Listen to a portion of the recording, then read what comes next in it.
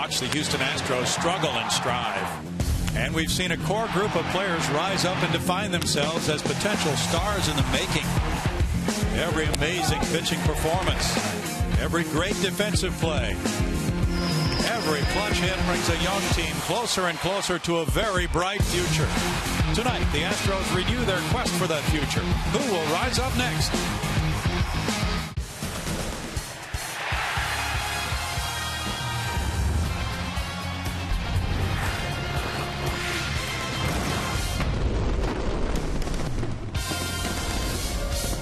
Live from Minute Maid Park in Houston, Texas, Comcast Sportsnet brings you Houston Astros baseball. Tonight, it's game one of a three-game series. The Astros meet the Seattle Mariners. Good evening, everybody. Bill Brown and Alan Ashby. A six-game homestand starts tonight for the Astros. Everybody refreshed, revitalized, ready to go back to work. It's well past the halfway point, though. 93 games now into the season, Ash. I don't know about you, Brownie. I certainly enjoyed the All-Star break. Okay. I think it came at a perfect time in the season. It did. Now, some guys might not want a break if they're hitting going into the All-Star break, and Chris Carter has been hitting. Yeah, sometimes that can slow you down a little bit. Obviously, everybody can use the break. But for Chris Carter, what he's done of late says that he's starting to do some of the things that he's called upon to do with this ball club. Getting on base a much better rate here over the last 18 games versus the early part of the season, 69 games. Slugging percentage going way up. He's hitting the home run. He's drawing walks. You start combining those, and you get that OPS figure that's standing out very nicely for Chris Carter right now.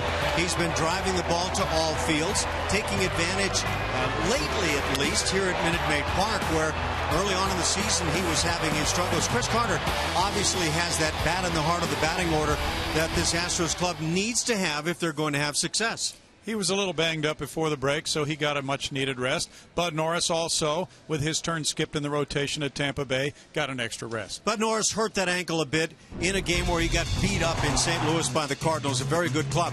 But it was one of those nights for Bud Norris. It just didn't work out. Overall, though, while pitching at home, he's been tremendous this year. He's had his struggles on the road, but the numbers, when you add them up overall, have been good. And I imagine a lot of clubs are quite interested in the services of Bud Norris right about now. The Astros have him and need to find ways to pick up W's when he's on the hill. Jared Cosart is on his way to rejoin this starting rotation. He'll start Tuesday.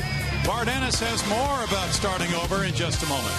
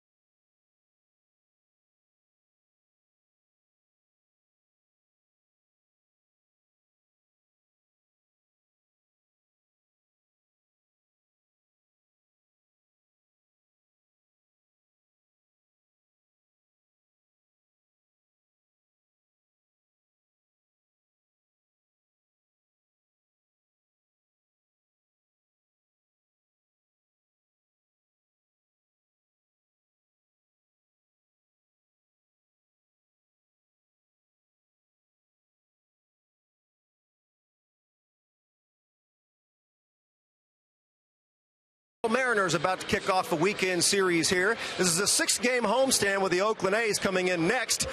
If you want to catch one of the best pitching prospects in the Astros organization, if not the best pitching prospect, come out here Tuesday night when Jared Cosart will take on the Oakland Athletics. That's right, the team announced today that Cosart will be called up and he will take that 5th spot in the pitching rotation. Bo Porter told us they want this kid to just come up and pitch. Keep doing what he's been doing. They were very impressed with his stuff, obviously, but also his mound presence in his big league debut against Tampa Bay, so they're hoping to see more of that. And maybe a few more of those Gatorade showers that he got at the end of that game. That would be a good thing. A couple of guys who are looking forward to getting the second half going are Justin Maxwell. He's already been on the DL twice this season with only 8 games in between those 2 stints on the DL. He's a big RBI bat for this club. He needs to get at bats. He's getting the start in right field tonight. And Brett Wallace, the first baseman, who's been up and down throughout his tenure with the Astros from Oklahoma City. He's back up, got called up on June 28th, and since then he's hit .298 with 13 RBIs. He has been red hot. He's not in the lineup tonight, but he's hoping to get a pinch hitting role so he can keep the streak going. All the guys told me they watched Jason Castro in the All-Star game. They were disappointed he didn't get into the game, but they understood why Jim Leyland did the things he did. So, coming up next, it's going to be a star-studded affair here at Minute Maid Park as this year's All-Star, Jason Castro, and last year's All-Star, Jose Altuve, lead the Astros against the Mariners. Coming up next.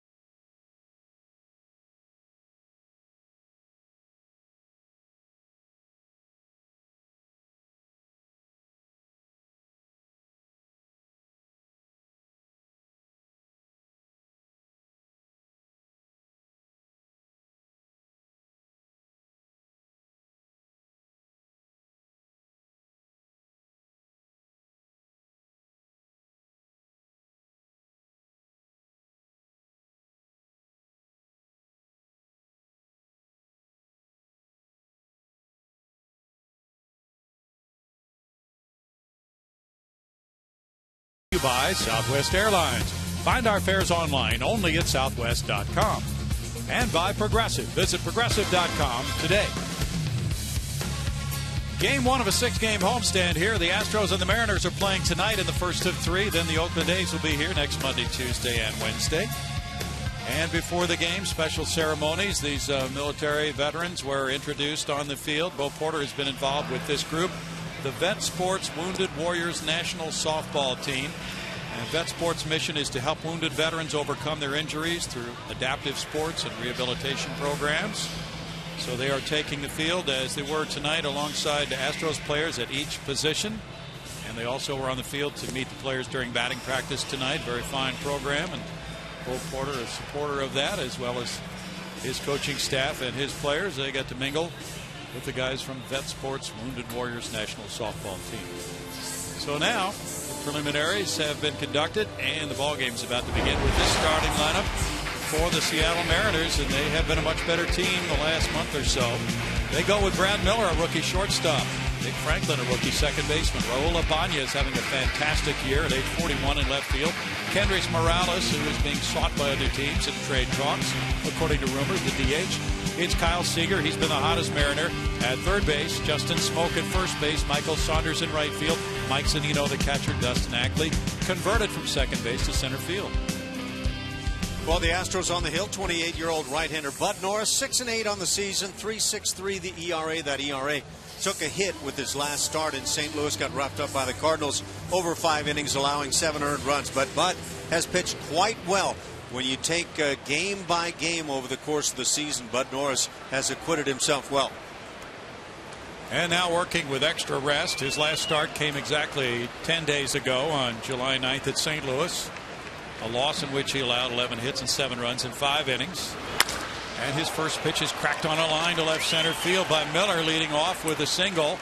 And Brandon Barnes gets it back into second base as Miller is aboard. Defensively for Houston tonight, behind Bud Norris. Back of the dish, Jason Castro. Around the infield, right to left, Chris Carter, Jose Altuve, Jake Elmore, and Matt Dominguez. In the outfield, Brandon Barnes is in center, flanked by Justin Maxwell in right, and JD Martinez in left. This has been quite a revitalization up the middle of Seattle with Franklin, who is now at the plate batting, and Miller, shortstop, who just led off with a single. Both these young guys have really seized the playing time and taken it to new heights. There's a throw over to first. Miller has 2 steals in 2 tries, and he is an early threat. He's only played a few games, but Mariners like what they see from him. Franklin has hit .268. He has 6 homers. He's driven in 19. And there's ball 1 to Franklin. And the Mariners, a much improved offensive team in recent weeks. Eric Wedge is the skipper of the Mariners. They've won 8 of their last 13. They've won 3 of their last 4 series. He was the American League Manager of the Year with Cleveland in 07. And that's in for a strike. Dale Scott's the home plate umpire. He rings it up for a 1-1 count on Franklin. Franklin, 22 years old, from Sanford, Florida. A first-round pick of the M's in 09. He was the 27th player drafted. This is his first year in the major leagues. And the Mariners, not only with the new shortstop Miller and second baseman Franklin, but the rookie catcher Mike Zunino. And with Ackley moving from the infield to center field, they have a totally different look up the middle than they did to open the season now. Yeah, they not only bring in the young guys, they put them into positions, critical positions defensively, and they've done a fine job. Changing on the fly. Franklin has hit in 28 of his 38 starts to begin his major league career. This Mariners club is hitting home runs at a rapid pace. Second in the league with 115 long balls. That's a good pitch for Bud Norris. That makes it 2 balls, 2 strikes. Bud not really employing that slide step here on the hill. And with Brad Miller at first base, a guy who in the minor league stole 30 bags in 41 tries. Maybe a policy he might at some point choose to employ. Both these teams have been vulnerable to stolen bases this year. Bounce to first base. Carter comes up with a short hop play, turns to second, takes the play at first, and Franklin is retired with Miller moving into second on out number 1. If Chris Carter is going to get this lead out at second base, he's got to do it immediately with the reaction. He caught the ground ball as if he was going to go to the bag at first and then look to second. You get a peek here. There's the grab, and he starts toward first and then looks toward second. It's too late at that point.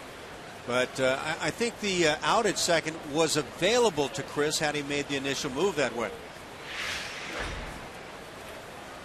1 down, and here is Raul Ibanez. A revitalized slugging outfielder this year. He has given the M's a lot of production as he's returned to them as a free agent after lighting it up in the postseason last year. There's strike 1 to Ibanez. He's hit 24 homers. He's driven in 56 runs with a .267 batting average for Raul. He was the man in the postseason, as you infer there, last year for the Yankees. And there are some who think that teams headed for the postseason right now might be knocking on the Mariners' door to see what it might take to lure Ibanez away. 1 ball, 1 strike. Raul turned 41 on the 2nd of June. Last year he hit 19 long balls for the Yankees and 3 more in postseason. 295 career homers now, more than 1,100 runs batted in for Ibanez. He was drafted by the Mariners in '92. He pops it over toward foul ground. Castro coming over and no run. He gets there. Good play for out number 2. Dominguez is trying to get there as well. 2 down now for Norris. I was a bit disappointed that Jason Castro didn't get a shot to play in the All-Star game, but great experience to get there, rub shoulders with the rest of the guys. I think Jason Castro feels like he belongs.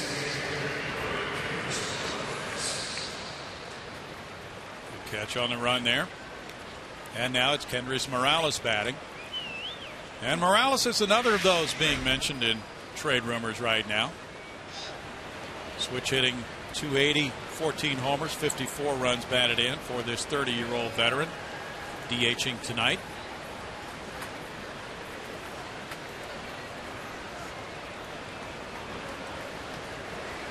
We can make a whole lot about which scouts are in town, and it really may be totally meaningless. We know there's a Pirate scout here. Pirates have been linked to interest in Kendrys Morales. They are rumored to be looking for a right-handed bat. He's a switch hitter. He's hitting .358 with men in scoring position. That's 9th best in the American League. Morales looks at it, and that's the ball to make it 2-0. Good looking changeup right there. Nice diving action from Bud. Dodgers have a scout here, the Arizona Diamondbacks. It's that time of year, Ash. They're honed in, and obviously all these clubs with a chance to get into postseason play, trying to figure out exactly what players can help them. That's chopped off the plate to first base, and a 2-hopper goes to Carter. Round number 3. No runs, a hit, and a man stranded. A scoreless first for Bud Norris.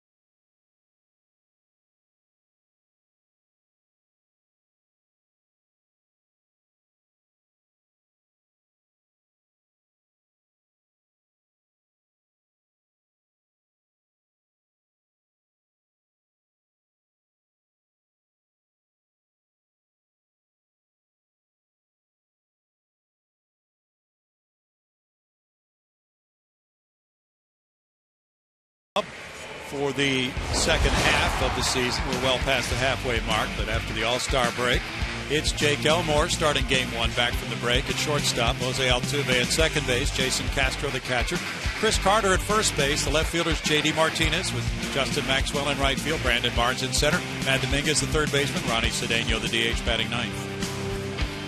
On the mound for these M's, left-hander, 32 years of age, Joe Saunders, 8-8 on the year, 4.24 the ERA, has pitched outstanding baseball of late. His last 3 starts allowing just 2 earned runs over that span and nearly 21 innings, just an out shy of that figure.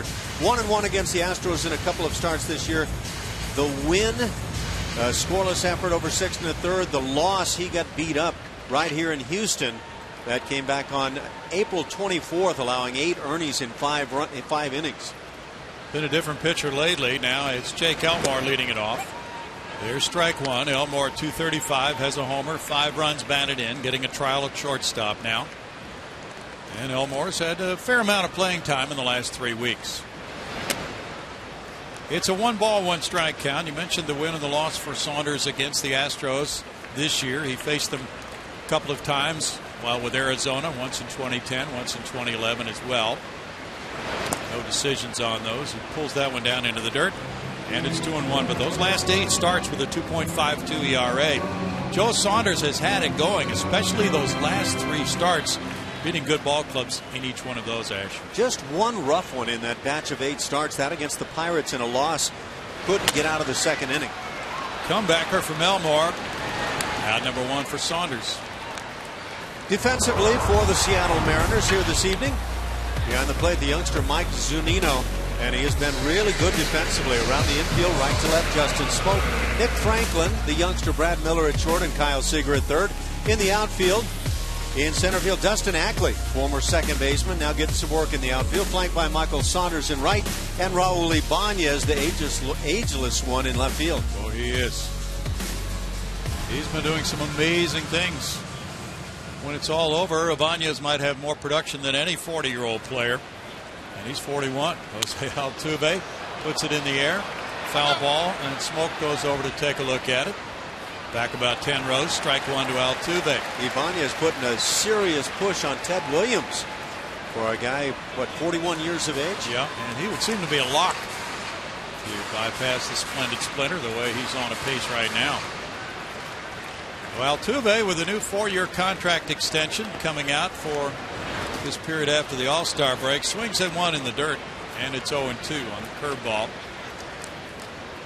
Jose said he didn't do much of anything over the break, just chilled, rested. That's always a good plan for especially the everyday players, Ash. Sometimes chilling is absolutely the best thing you can do. He took in a movie. 1 ball, 2 strikes, nothing too stressful, you understand. Sit down, lock in, get your popcorn and drink before you get started watching the movie. And he's one of the grinders. There's that group. Inside, and it's 2 balls, 2 strikes. Saunders, according to the stats, has been throwing more sliders during this good run of his with a 2.52 ERA over the last 8 starts. Joe, 32 years old. He gets a swing from Altuve and a strikeout for out number 2.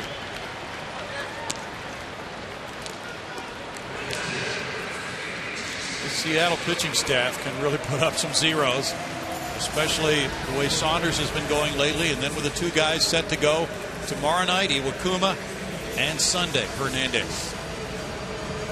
Well, you think of the Seattle Mariner club as a young club trying to develop and move toward the future, but they're getting some great play, as we mentioned, out of veteran guys. Joe Saunders and Raul Ibanez maybe at the forefront.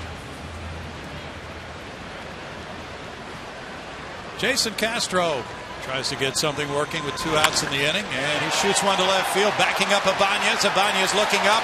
It caroms back off the wall. Castro into second. The throw is not in time.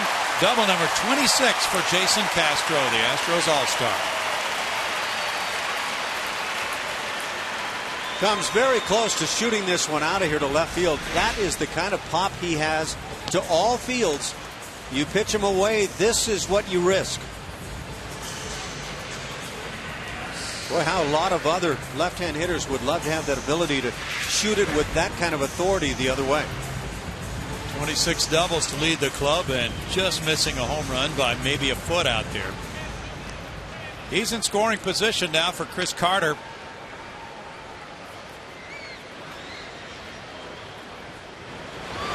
Carter takes, and there's strike 1 to Chris, leading the club in homers with 18 and runs batted in with 47. He has a .229 average.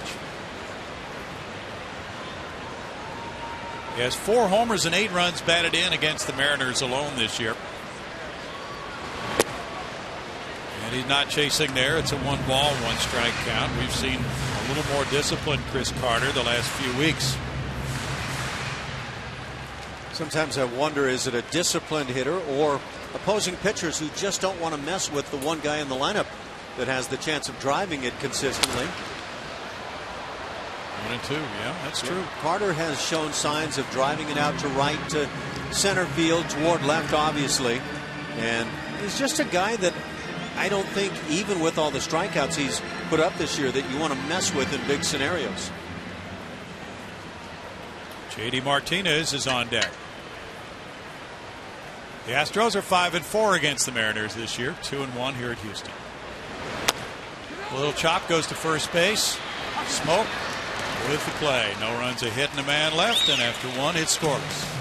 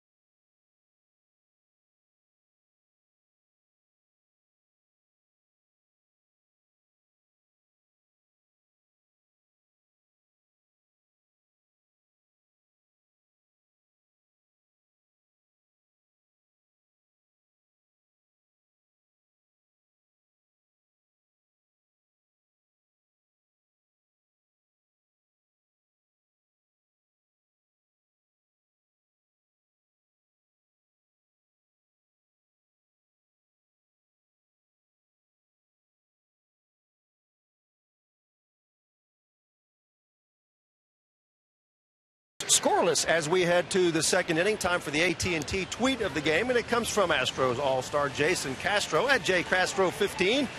Talking to the fans, he said, wanted to thank everyone for the support. You guys are awesome. I had a great experience and was glad to be part of it all. To the second half we go. So it's fitting that Castro is the guy to get the first hit for the Stros as they start the second half of the season. And you saw the stroke that has helped him have such a solid season so far. I talked to him in the clubhouse before the game, and he said, yeah, obviously I was disappointed to not get into the game. Really wanted to catch Mariano Rivera, who ended up being the star of the game. But his teammates all had a chance to watch. They were all disappointed he did not get in. But everyone said they understood why Jim Leyland managed the game the way he did. And after all, the American League got the win, and that was the big thing.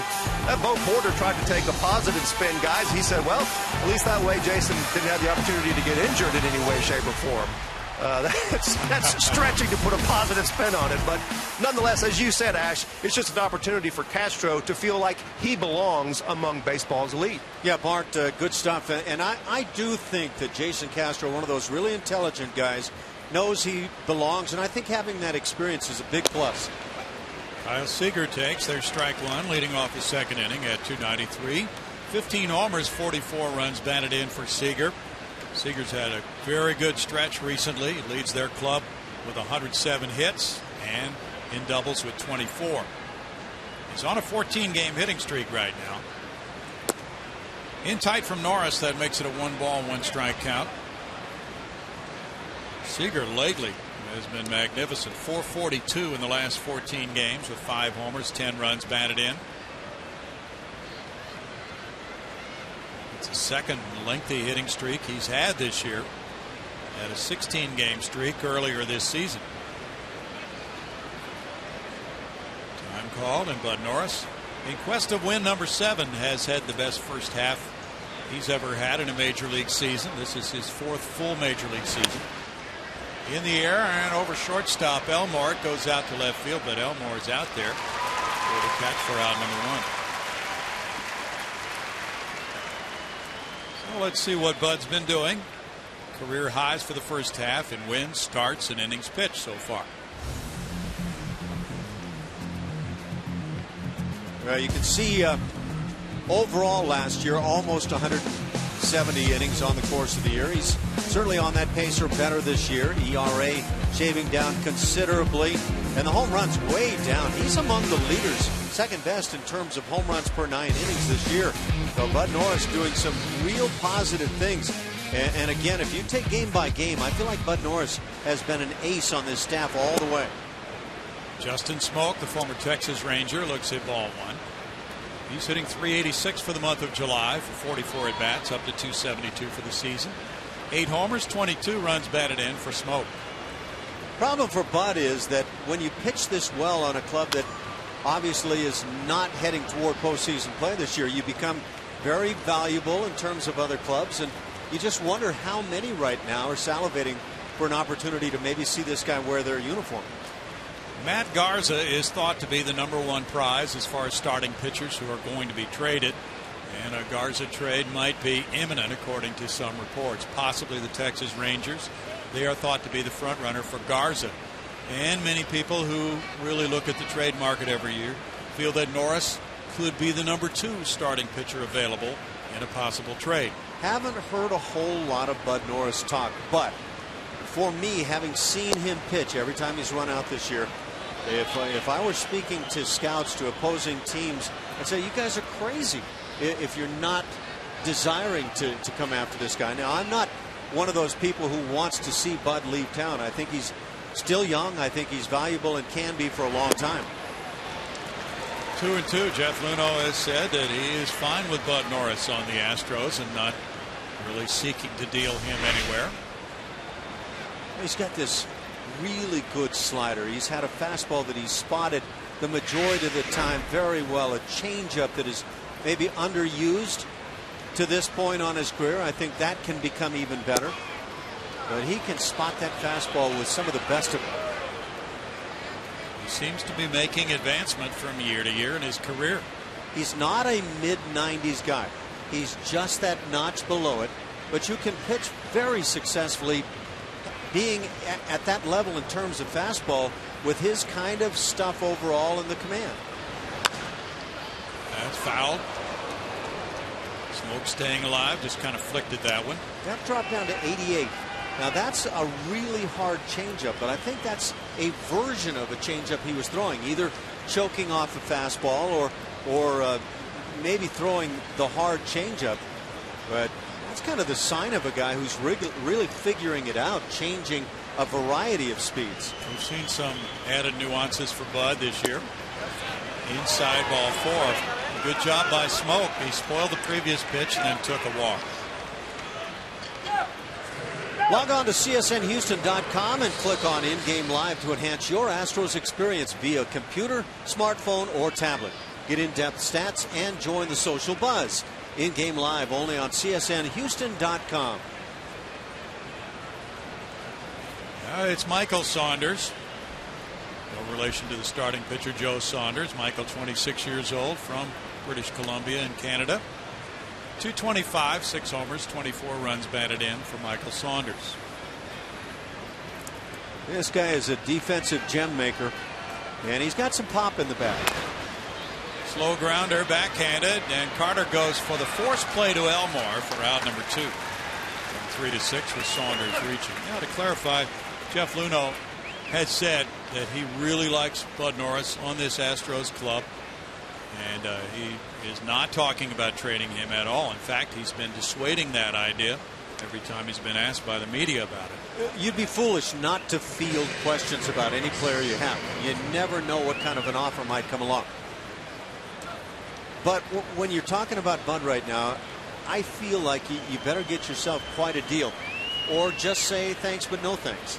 That would just be my feeling. I think, again, at his age, he could be a part of the future of this club.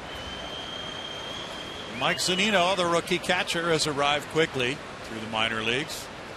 Very quickly. Zunino takes ball 1. He hasn't hit much. .230, 1 homer, 7 runs batted in, but the Mariners are raving about his game calling and his receiving. Zunino's just 22 years old. He was their first round pick just a year ago in 2012, the 3rd player drafted. He went to the University of Florida. Recently threw out Mike Trout trying to steal. It's not a bad moment to have in your first year in the big leagues. Guess not. Were there about 5 times that Trout was caught stealing all of last year, something like that? I believe he has maybe 4 this year, so yeah. Rare. Just one of those tough guys to throw out. Zunino won the Golden Spikes Award in college, the Johnny Bench Award, the Dick Hauser Award. It was time for him to move on. 1 ball, 1 strike. His father, Greg, has been a Cincinnati Reds scout. Very highly touted and arriving so quickly. Boy, that is rare, even for a guy with a good pedigree from a top college program to advance that quickly as a catcher through the minor leagues, Ash. You get that catcher that shows immediately in the minor leagues that he can play defensively, maybe swing the bat with some authority. I think you take your chances when you are that young club coming up and trying to get better, and then you take your peak, you see what you've got, a guy that can handle things defensively, run with it. Zunino made his major league debut against the Astros in Seattle June 12th, and he got his first major league hit off Jordan Lyles. Also threw out a base runner in that game. Runner going here. Castro's throw to Altuve, and the tag not in time.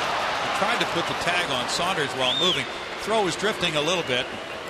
As Altuve jumped in the air, he tried to slap that tag on Saunders, but Saunders got his 11th steal. Now, we've seen Bud in previous games do more in terms of the slide step to cut down on the running game. But had Altuve been able to slap that tag down a little further, just may get the out. 11 steals for Saunders. He's been caught 3 times. He counts 2-2 on Zunino with 2 outs. That's the 10th steal on Norris in 15 tries. Foul back. Almost looked like as Altuve went up and over Saunders coming into the bag that he was more about self-preservation than he was about trying to get a tag down all the way. Yeah. Sliding runner. He was on the move.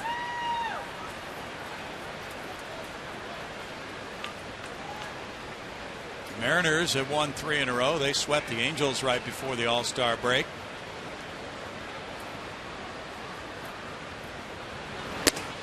That's high for ball 3, and it's a full count to Zunino with Ackley on deck. Of course, as soon as I say Bud Norris isn't exactly a mid-90s kind of guy, starts popping 94. And he does have that kind of ability. But I think steadily he's more that 91 to 93 kind of a guy who spots it very well.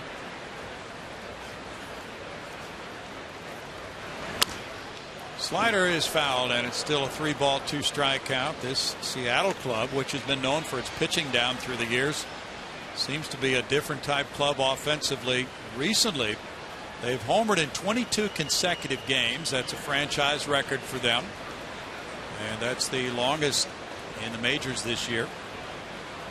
They've homered in every game since June 20th with 37 homers in those 22 games.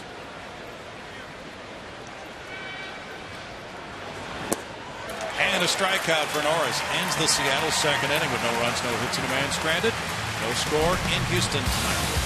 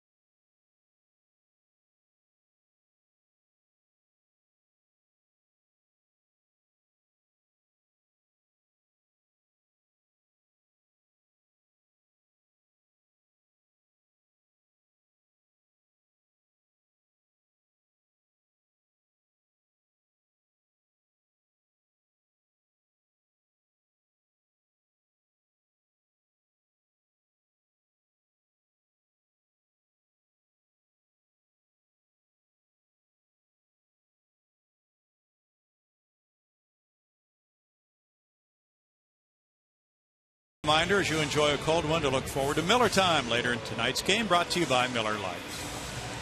This is the welcome back crowd on a Friday night, a big and bright Friday night. There will be fireworks after the game.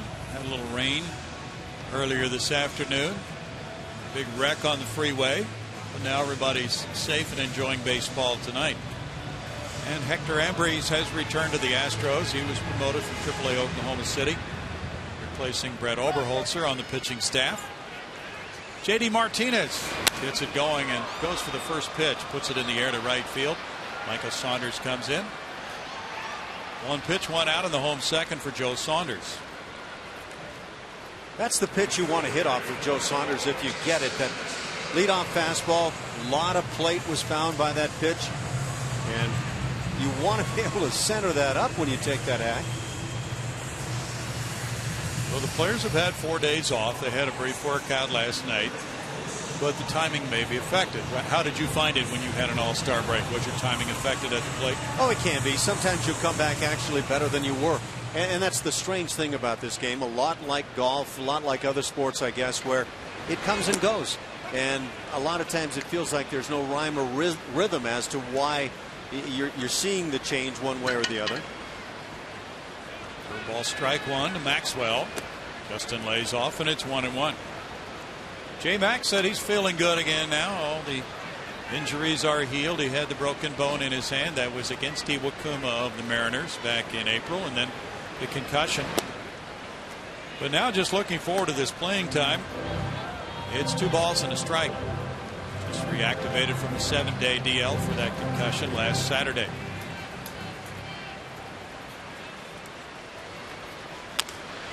He chops this one to third base, but it goes foul. 2 balls, 2 strikes. Happy birthday to the head athletic trainer of the Astros, Nate Lucero. Nate said he's 24, Ash.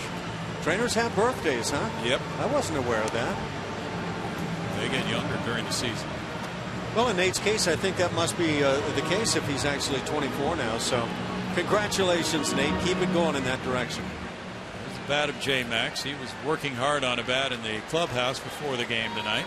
2 guys grinding on their bats. It's not exactly like the Ted Williams days where they're boning the bat and just one of 3 or 4 bats for the course of the year. There's the birthday boy. Curveball gets a strikeout for Saunders. That's number 2 of the night for Joe. Joe Saunders, last year to this year, you can see the fastball is being employed a lot less right now. And that's my feeling in watching him. He's starting to utilize the changeup a good deal more. The slider, as Brownie was talking about, a pitch that he's mixing in. Some versions of breaking balls. Guys tend to have a number of versions of breaking pitches. But I see less of the fastball, more of the changeup in watching Saunders. Ball 1 to Brandon Barnes. 232 for Brandon. 4 homers, 19 runs batted in. Saunders has 86 major league wins to go with 73 losses and a 4.15 ERA at age 32.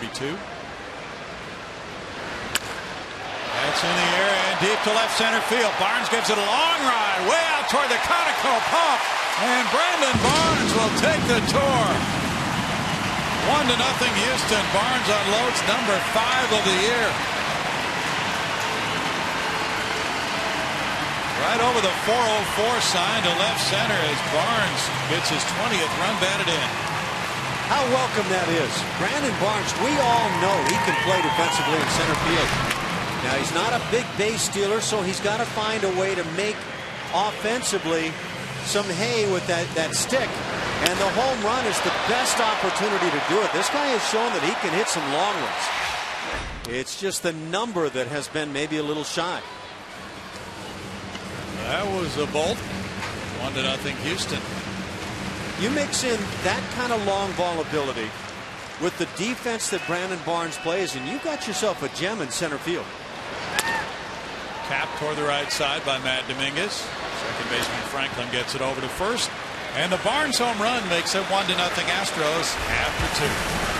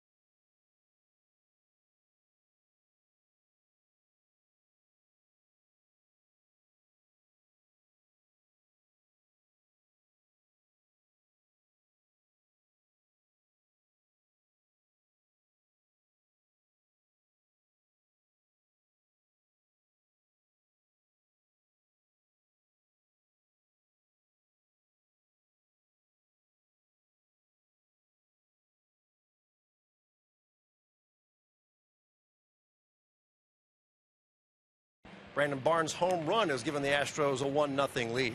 Well, August 5th through the 7th, the Astros take on Big Papi, David Ortiz, Dustin Pedroia, and the rest of the Boston Red Sox in their only trip to Minute Maid Park this season. Call 1-877-9-ASTROS or go to astros.com to get your tickets to be here for that one. The Red Sox, one of those teams that seem to draw well everywhere they go, guys. Oh, they do, and they just happen to be in first place, as well as having popular players and great tradition. So a lot of reasons to come out for that series. Dustin Ackley leads it off in the third inning. It's 1-0 Astros with Ackley batting. And the Norris fastball just wide, apparently, for ball one.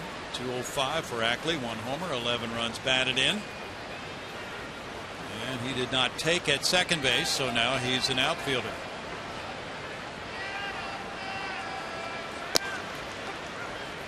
He looks at it. It's a 1-ball, 1-strike count to Ackley. Highly regarded, drafted high, but he's gone 9 for his last 40. That was after he snapped an 0 for 23 streak. So things have not been happening at the plate for Dustin Ackley. He has hit .409 against the Astros, going 9 for 22. 1 ball, 2 strikes, but he was the second player drafted in the 09 draft. 25 years old now, from the University of North Carolina. And after hitting .226 last year, he's in the doldrums. Yeah, well, he's one of those guys, when he first came to the big leagues, showed some initial pop. And he could hit that long ball, and I think he maybe fell in love with it a little more than he needed to. A guy that, as a second baseman, needed to make more contact.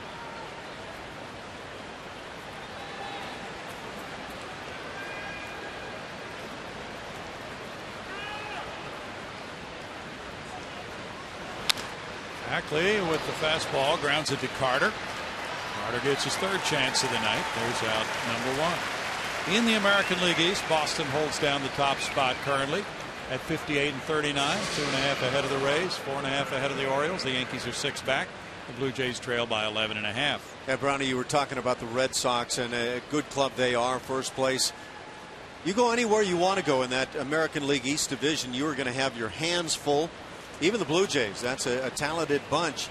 And when it's all said and done, you may find every one of those 5 clubs at or above 500 when the season's over. Very stiff test in the AL East. Brad Miller bats. He led off the game with a single over shortstop on the first pitch. It's been it's been the only hit allowed by Bud Norris. He also has walked a man. There's ball 1. The Mariners, in 22 games leading up to the All-Star break, hit .275 as a team with an OPS of .822, far better than their numbers for the overall season. 2 balls, no strikes, so people in Seattle are excited because they won 2 of 3 from Texas. They won 2 of 3 from Cincinnati. They swept the Angels right before the break. And they're averaging 5.8 runs per game in July while going 8-5.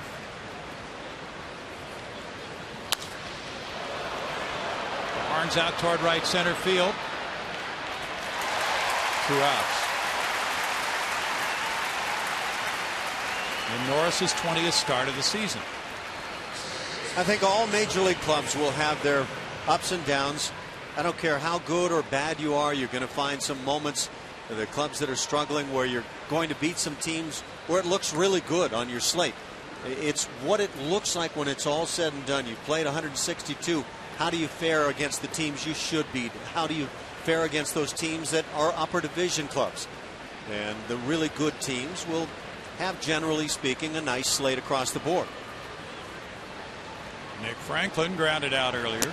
There's ball 1. But to think the really good teams, the teams that wind up into postseason play, didn't have some struggles against lower division clubs, that's just foolish thinking. It's a long season, 162 games, 6 months. Even the best teams will have a blip on the radar screen every now and then, usually. 2 balls, no strikes. When it's all said and done, look at those teams that get into postseason play. Look at their longest losing streaks over the course of the year, and they may be multiple. And I would suggest that in most cases they're going to be 5-6 games long. And again, maybe happening a couple of times. They'll have those periods of time where they simply can't beat anybody. Reminds me of a story that Tommy Lasorda once told the Albuquerque Ball Club when he was managing for the Dodgers at AAA. That was a major league team, by the way. They had some players. They really did have some players. That's it behind third base. Here's the angle on it by the shortstop Elmore, but it's out of play for him. 2-2. Well, the Albuquerque Dukes were in a losing streak, and Lasorda was their manager. And he thought the team was in the doldrums, so he just closed the clubhouse doors after a loss. And he said, you know, you guys are acting like the season is over. You've lost 6 games in a row. He said the best team in history, the 1927 Yankees, lost 6 games in a row, and you saw what they did. So let's quit feeling sorry for ourselves, and let's go out there with a better attitude. Well, they turned it around, and they wound up winning their league.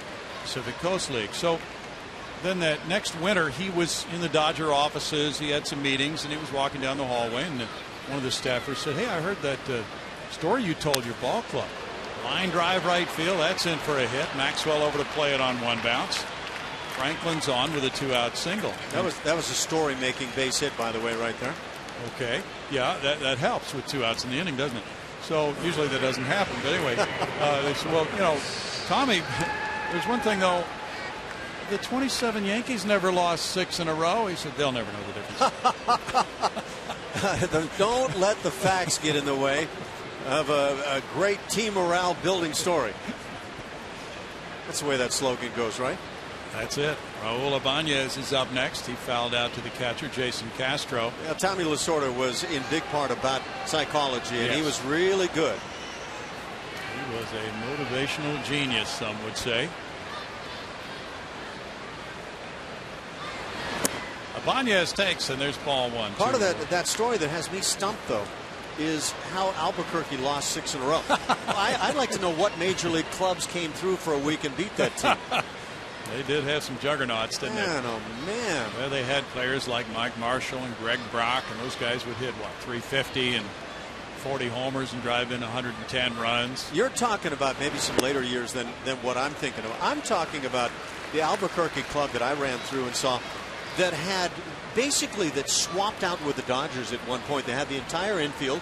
Davey Lopes and Billy Russell and Ron Say and Steve Garvey. Those guys were down there. They had an outfield. They had the catchers, Yeager and Ferguson, and a pitching staff. It was an unbelievable club. Yeah. Very good breeding ground for the major league club. 2 balls and a strike to Ibanez. Ibanez has hit 10 homers in his last 19 games. Tell you who the guy on that club that could really swing the stick was. Not the only one, but one guy that really stood out for me was Tom Paciorek. Yes. Kind of a got lost in the shuffle outfielder. True. Very good outfielder who had a lengthy career and after going to the University of Houston.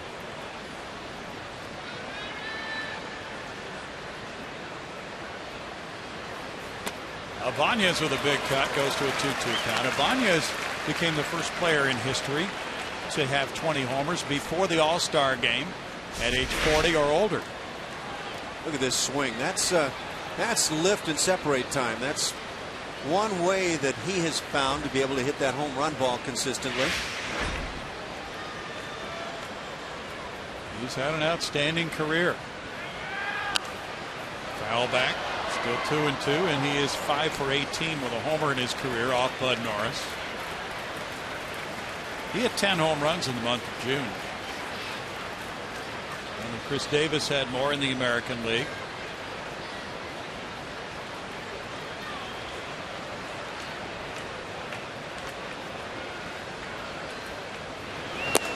He takes a close one, and it's 3-2 to Ibanez. Are AARP card members allowed to hit that many home runs in a month? Not really. Yeah, they'll check the dues to make sure they were paid. And he's gone deep against Bud and Dallas Keuchel in back-to-back games in Seattle back in June. Now Carter will back up and play behind the runner at first, Franklin. Franklin takes off on 3-2. There's a liner and out in right field. It's caught by Altuve. The ship works perfectly for the Astros, and it's no runs a hit and a man left for the Mariners. It's 1-0 Houston on a Barnes home run.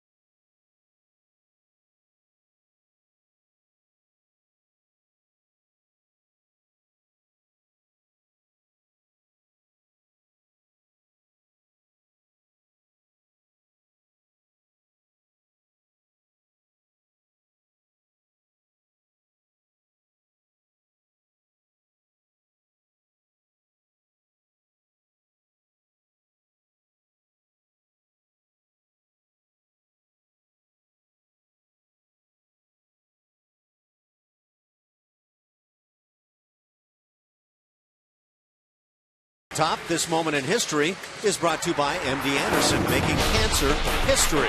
July 19th of 1966, the Astros play the first ever game on all AstroTurf field in an 8-2 win over the Phillies. Dick Farrell throws a complete game while adding 3 hits of his own, including a 3-run dinger. The toy cannon also belts a 3-run home run in that victory. So Dick Farrell, he was one of those guys who could swing the bat along with being an outstanding pitcher, but the toy cannon Jimmy Williams, he was some kind of special. Dick Farrell's daughter Kathy lives out in Katy, Texas now. Crowd here watching on a Friday night. It's 1-0 Astros. Ronnie Cedeno takes strike 1. First pitch strike again for Joe Saunders now. He's thrown first pitch strikes to 8 of 9 batters. Bud Norris 4 of 12 first pitch strikes. Those were different days, Brownie, when Dick Farrell and Don Drysdale and some others were, as pitchers, hitting a bunch of home runs. They were really tough with the bat. That would move Cedeno back. It's a 2-ball, 1-strike count. Yeah, that was a different era, that's for sure. Cedeno has hit lefties well. He's in the DH spot tonight. And he's hit Saunders very well. 4 for 5 against Saunders with a homer and 3 runs batted in, and he's worked the count to 3-1 now. A huge excuse me. I said Jimmy Williams instead of Jimmy Wynn. Oh, yeah. Obviously the toy cannon, Jimmy Wynn, and just a wonderful guy. We haven't seen the cannon out here in a while, have we? Early on in the season, I recall seeing Jimmy, and we need to see more of him. We do. 3-2. Well, there's all kinds of stuff going on this homestand at Minute Maid Park. Dollar hot dogs tonight, just part of the attraction. And Saunders pops the fastball for a strikeout. That's number 3 for him.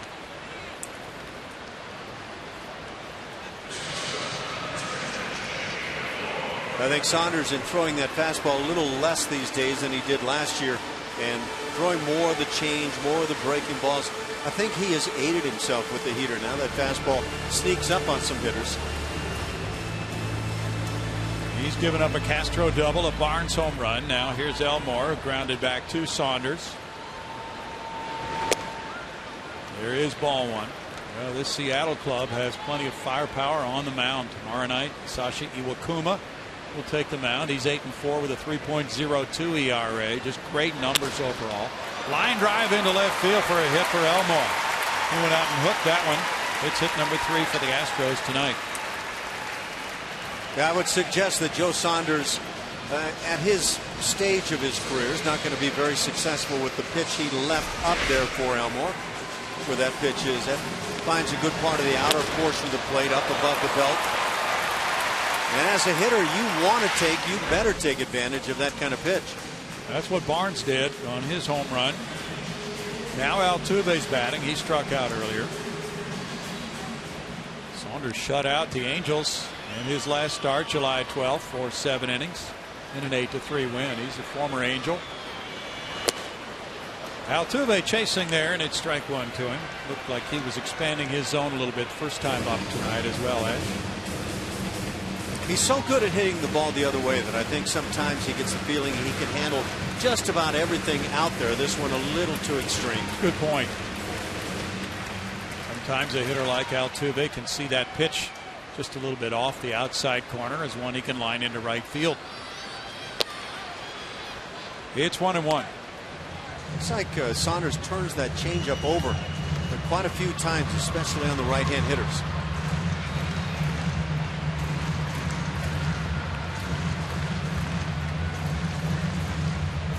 Saunders has a high road ERA, but that is a little bit tainted by one terrible start on the road. Other than that, he's been pretty good.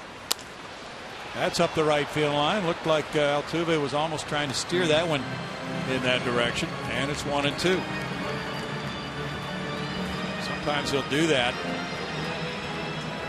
Sometimes he'll try to drop that back foot back a little bit away from the plate. Get his hands out in front in the swing. There's an early trophy. Nothing better.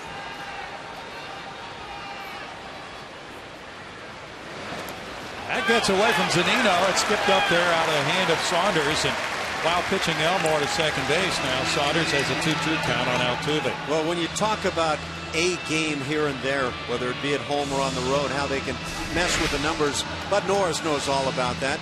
You get that change up in the dirt as a catcher, sometimes more difficult than the slider or curveball, where you fully commit, you anticipate, and you're going to turn over. A little bit late there from Zunino getting the knees down.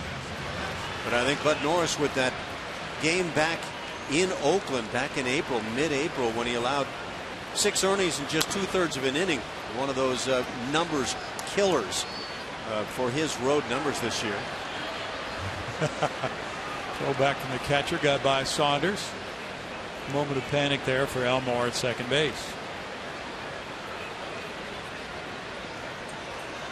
Well, Saunders had a couple of bad road starts back to back, one of those in Texas and the next one in Houston back in April. But since then, he's been very solid on the road. These Seattle pitchers over the last few years have had very little run support. Grounded at second base. Franklin on to first. 2 outs, and Elmore takes third base with Castro coming up. It just appeared that hole at that as if it was Altuve's mission to hit the ball to the right second. Yeah, it looked like on every swing, every opportunity leading up to even a take, it looked like he was lined up that way. Castro drilled a liner high off the left field wall. Jason had those blue shoes. We didn't get to see them because he didn't take the field in the All-Star game, but he had some special navy blue shoes. It looked like a silver manufacturer's emblem on them, but he's not allowed to wear them in regular season games. Yeah, it's just really tough when you're all set up to take your finest shoes out for the night and nobody gets to see you. That's ball one. Well, he was understanding, but going into the game, you know how you've got to think positively. There was a thought that maybe he would be catching Mariano Rivera late in the game. Yeah, I imagine that was a very real thought. 2 balls and no strikes, make it 1-1. But you know, the idea being that he was going to be coming in off the bench, and Rivera in his last All-Star game, that would be a particular thrill. He just didn't get the call because of the possibility of extra innings. Jim Leland held him out. And it's 1-2 on the breaking ball by Saunders. After Castro hit that fastball away for the double his first at bat, first inning. I'd be surprised if Saunders comes with a fastball any place other than in on the hands at any point the remainder of the night. Zunino comes up with that one, and it's 2-2. Jesus Montero is the highly touted young catcher. Seattle got him in a trade with the Yankees, and he is out with knee surgery now, but he had been demoted to AAA prior to that.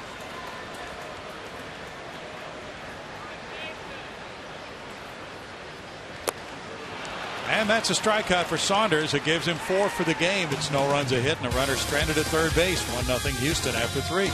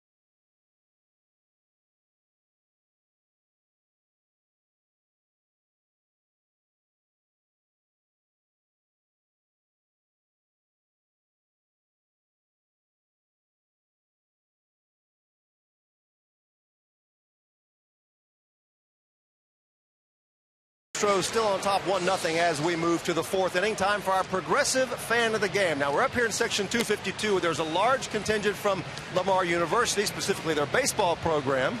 And among them is their head coach, Jim Gilligan, who has just completed his 36th season there. And some impressive numbers, Coach. Your team has won 15 conference championships over the years. 1981, you won 54 games. In 2004, inducted into the Texas Baseball Hall of Fame alongside Jeff Bagwell and Craig Biggio. Pretty impressive stuff. Bill Brown. And Bill Brown. Pretty impressive stuff. Thanks a lot, Bart. I tell you, it's been fun coaching at Lamar because I played at Lamar. I was on the first team that they had. And tonight's a special night. We have several of our great players down here enjoying this game. Got former Senator David Burnson sitting next to me, who played for us on my 69 club. But it's been a great run at Lamar, and I've enjoyed every minute of it. Any of those multiple moments stand out that you can share with us? You know, the game in '84 that we played against University of Texas that was on ESPN, play at the plate Billy Bates was running. That was a big game. But I tell you what, I remember player performances we've had so many great players. One that we're especially proud of right now is Kevin Millar, who has his own TV show on the Major League Baseball Network. But there are too many guys to start getting into it because they're going to leave a bunch of guys out and they'll get angry.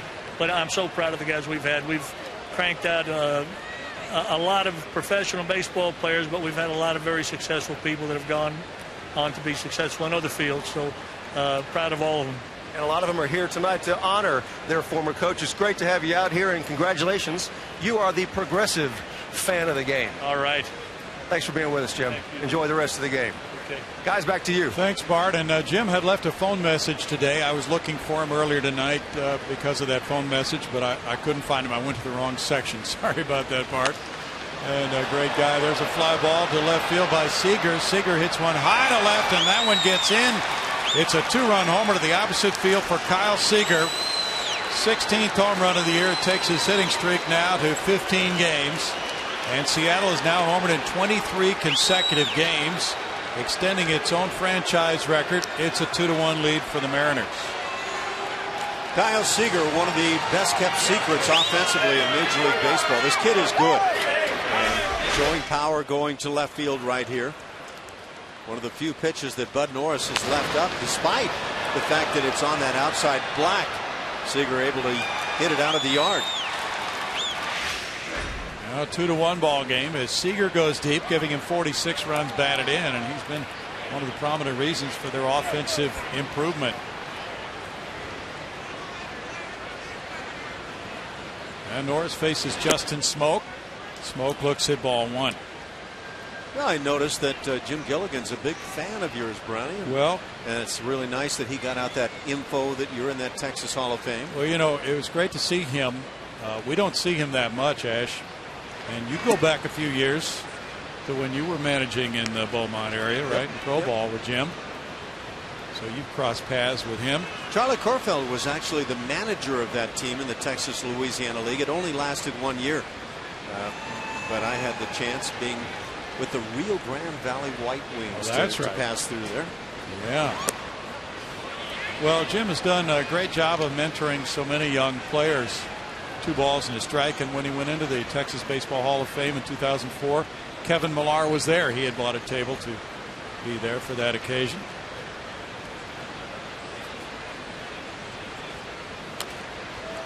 Foul back. It's 2-2. Kevin Millar has turned into a big movie star.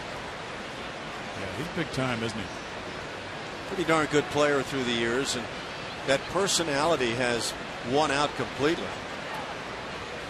He was a big part of that Red Sox club that broke through and won the World Series, and then they won another one in '07.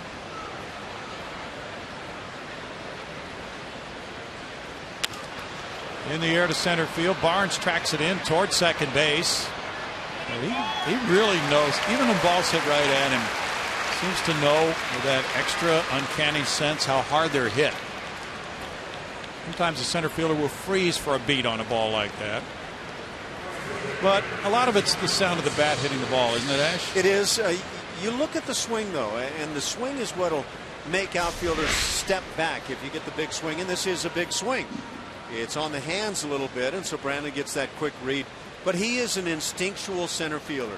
He's not the guy that is going to win a 60-yard dash in the Olympics. But at the same time, a lot of those guys cannot react the way a guy like Brandon does in the outfield. He just has all the instincts. Ball one to Saunders. Michael bounced into a force play earlier. Not sure if Herb Washington could catch a fly ball, Ash. He could run a step, though. Yeah. 1-1 to count.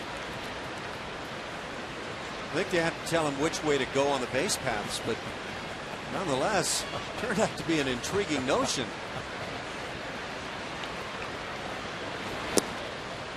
That looked like the changeup, and it's 1-2.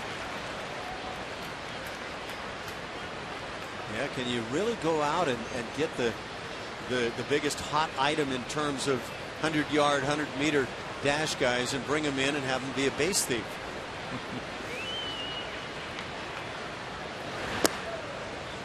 It's 2 balls, 2 strikes. Doesn't always work, does it? Probably take my chances with Usain Bolt.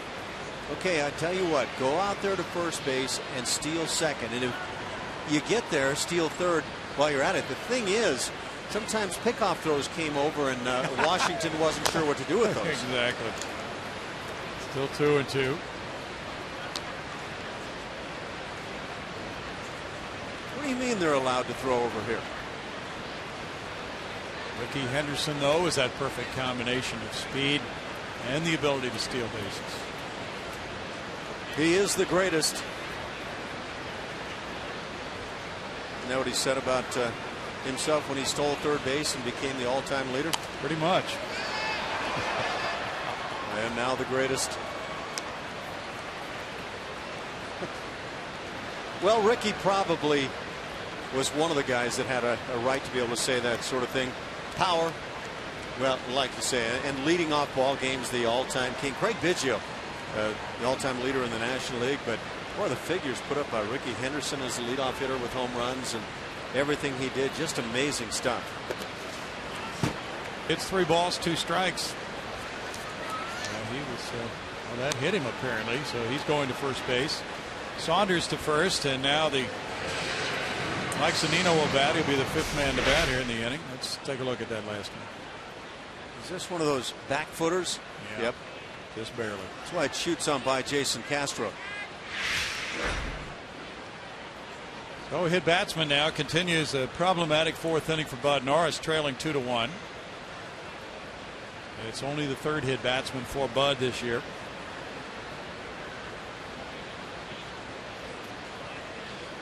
Zunino struck out in the 2nd inning. There's ball 1. Well, after an absence of a few nights, it's great to have baseball back again on a nightly basis for the next few months.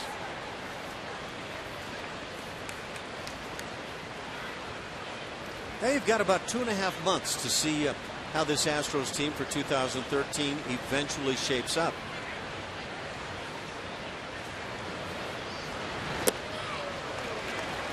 One ball, 1 strike. Well, after that stretch of going 20-20 in a 40-game period, the Astros have lost 13 of 17. That was a rough road trip right before the break.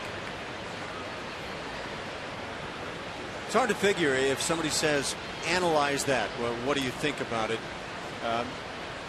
It is hard to figure. It's hard to figure how you suddenly turn around and go 20-20. But I would say during that 20-20 spell, they did play some teams that were below 500, and they have since played some teams above 500. It makes a big difference.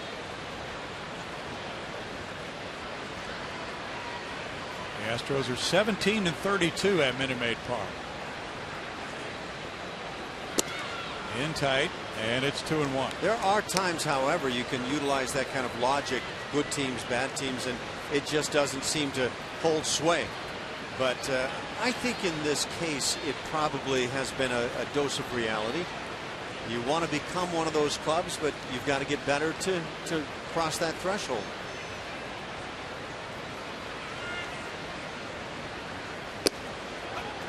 That's in for a strike. That makes it 2-2. Well, even though the Mariners are one of those sub 500 clubs at 43-52, if the Astros were to win this series from them, that would be a pretty good bragging point for them at this point in the season with the three pitchers they're going to be facing.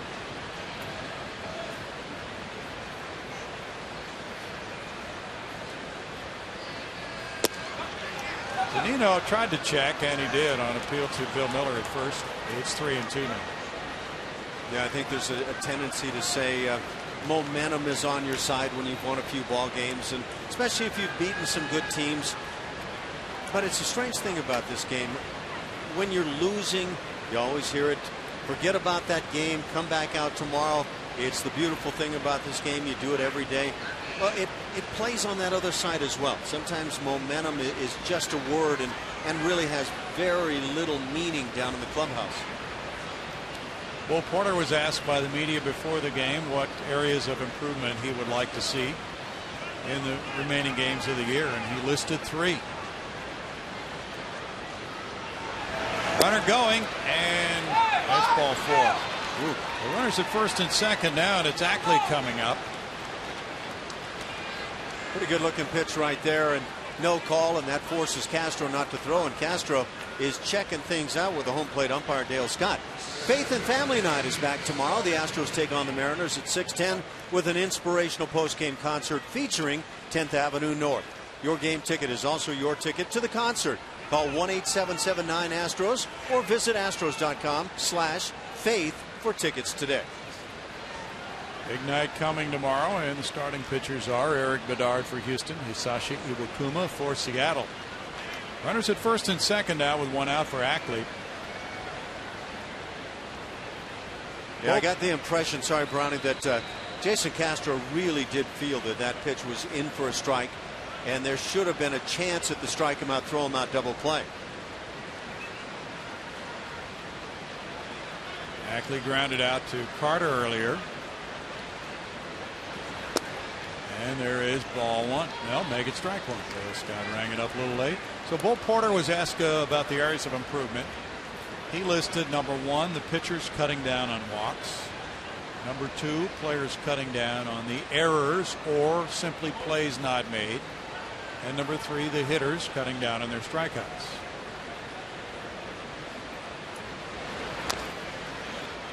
Well, that's a list that you certainly would like to tackle and see some success with by the end of the season. I would say, however, you're talking about a ball club right now, the Astros, and there have been moments where they've been actually quite good in all of these categories. But if you look offensively, runs per game, they're dead last. You look at ERA, they're dead last. And defensively, same story.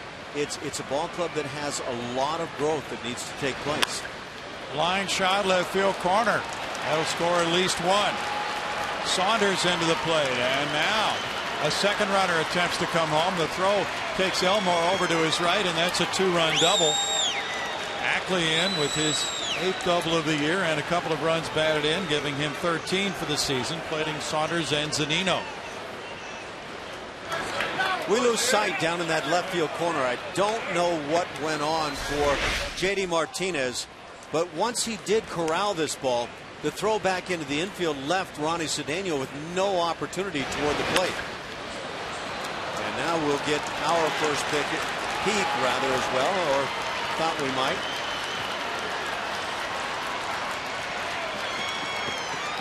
Yeah, I thought Cedeno might have a shot with a throw toward the plate, but that throw pushing Cedeno back toward the second base bag left him with no throw at all. Yeah, he had to track it more towards second base.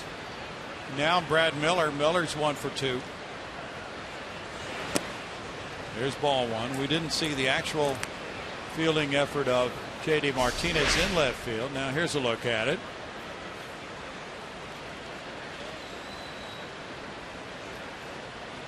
They came up with it cleanly, but you can see that throw just, and I said Ronnie Cedeno, excuse me, Jake Elmore, just took him completely out of his path where he might have had a shot to make a quick and strong throw. Yes, it did.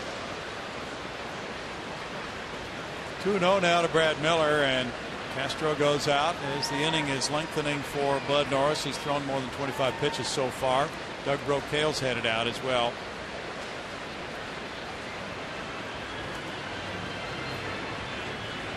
Inning started with a single by Kendrys Morales. Then Kyle Seager ripped a 2-run homer to left field. Then after 1 out, a hit batter, a walk, a 2-run double by Ackley, the number 9 batter. And it's 4-1. Norris has had 5 full counts in this game. Pitch count has come up to 78 for the night, 44 of those strikes. I think a lot of times in sports it's really easy and a lot of times wrong to make assumptions as to why things happen. But when I see an inning like this for Bud Norris, and the big innings have tended to come against Bud sporadically, very sporadically, that says his stuff has been really good. He's been effective.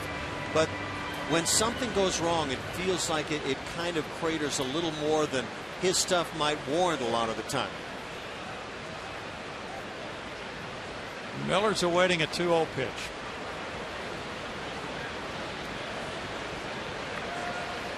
The media's calling Brad Miller crazy legs. Of course, he has no idea who Crazy Legs Hirsch was. Fouls it back, and it's 2 balls and a strike. But it's a good nickname. It's great when the young kids coming up just have no idea what you're referring to. Crazy Legs Hirsch was a running back.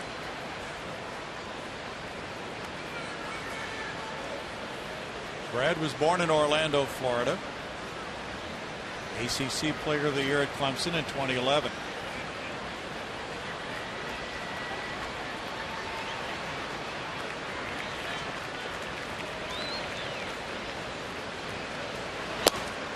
It's in for a strike. Make it 2-2 now for Bud Norris.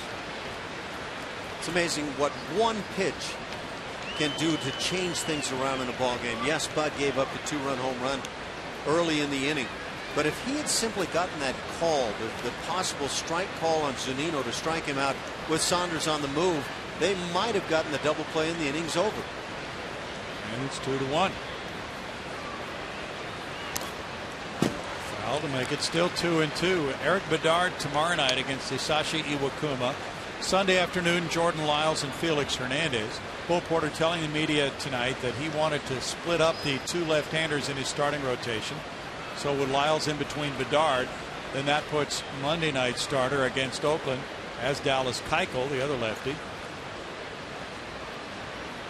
And it'll be the newcomer, Jared Cosart, coming in for his second major league start Tuesday night against Oakland. After a brilliant first start, he was sent to the minors for 10 days. 3 balls, 2 strikes, and the rules are that unless there had been an injury to another Astros pitcher, he has to remain down in the minors for 10 days. That 10 days will be up Tuesday night, and he'll be back against Oakland. The Astros wanted him to get in some action from the mound while they were taking their All-Star break, and that's why they made that move. Yeah, I'd say that call-up was somewhat warranted. Jeff had some fun working that game in Tampa Bay.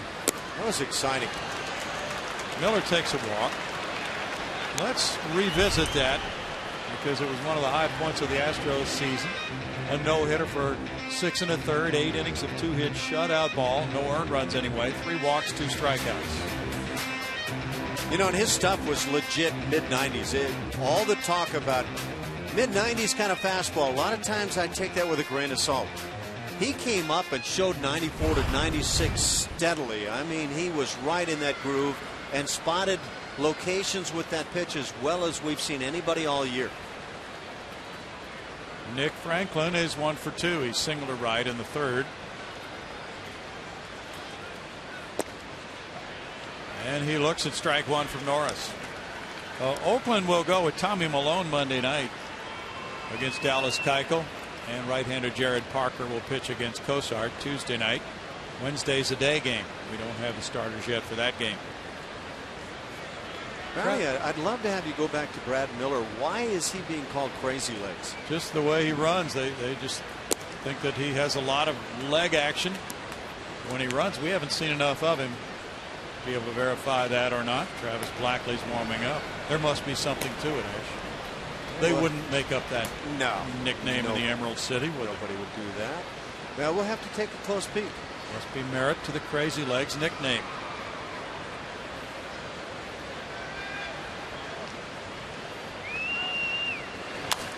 So far, he looks pretty conventional leading off first.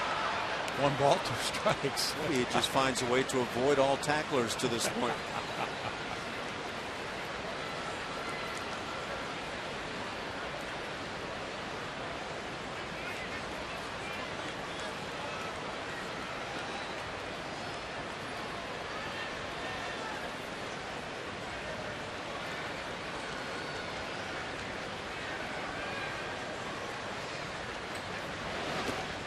In the dirt, and he was able to check his swing. Franklin goes to 2-2. Dodgers and Washington are tied 2-2. They're in the bottom of the 7th. Tampa Bay and Toronto are at 4-4. They're in the top of the 8th.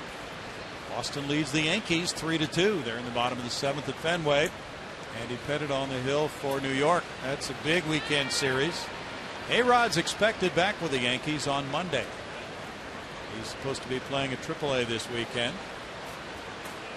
Well, it was certainly an interesting and informative All-Star break, Ash, with all the biogenesis speculation right now. The commissioner went on TV and he was asked about suspensions, and he dodged that and said the investigation is ongoing. Swing and a miss, and Franklin strikes out. A-Rod is in the minor leagues, going deep. A couple of home runs for him on his minor league rehab, which has been at A-ball and AA so far. Now he steps it up to AAA this weekend. If A-Rod starts hitting that opposite field home run, he's ready to come to the big leagues. That's a sign of his game being on. And they are certainly ready for him, but the overriding question is, how long will he be in a Yankee uniform now? And will he have to serve a possible lengthy suspension? Raul Ibanez is the 9th man to bat in the inning. That's the big thing about the stories about biogenesis that you're bringing up, that I found myself wondering, where's the story going? Because there was a point at which the word came out that if there are any suspensions, they're not likely to happen until, and I think they said a year or 2 down the line, at least a season down the line. And yet some of the stories have surfaced again about certainly the 2 lead guys, Ryan Braun and Alex Rodriguez, very possibly having those suspensions start serving this year. All kinds of rumors swirling around. And then there's talk of lifetime suspensions, and people are pointing out, wait a minute, what happened to the 3-step process? How can you just jump from nothing to lifetime? Well, apparently that can happen under the commissioner's powers that have been granted. So it's going to be highly interesting to see how this issue is resolved. Which is some of the talk about A-Rod and the meeting he had, and might he accept a lesser deal, kind of a plea deal, and I don't know, a lot going on behind the scenes apparently. Big cut by Ibanez, 0-2. Well, there was a story today, and of course who knows what to believe these days, but apparently the union head, Michael Weiner, said when he met with the media over the All-Star break that there was some intonation here, Ash, that the Players Association is not going to protect players if the evidence is strong that they have committed, some use of steroids. And that all part of the angle that says apparently the evidence is quite strong. Elmore back into left center for this catch. And in the 4th inning, it's a 4-run frame. It took 40 pitches for Bud Norris. 4 runs scoring on 3 hits. And the Astros try to come firing back as they trail 4-1.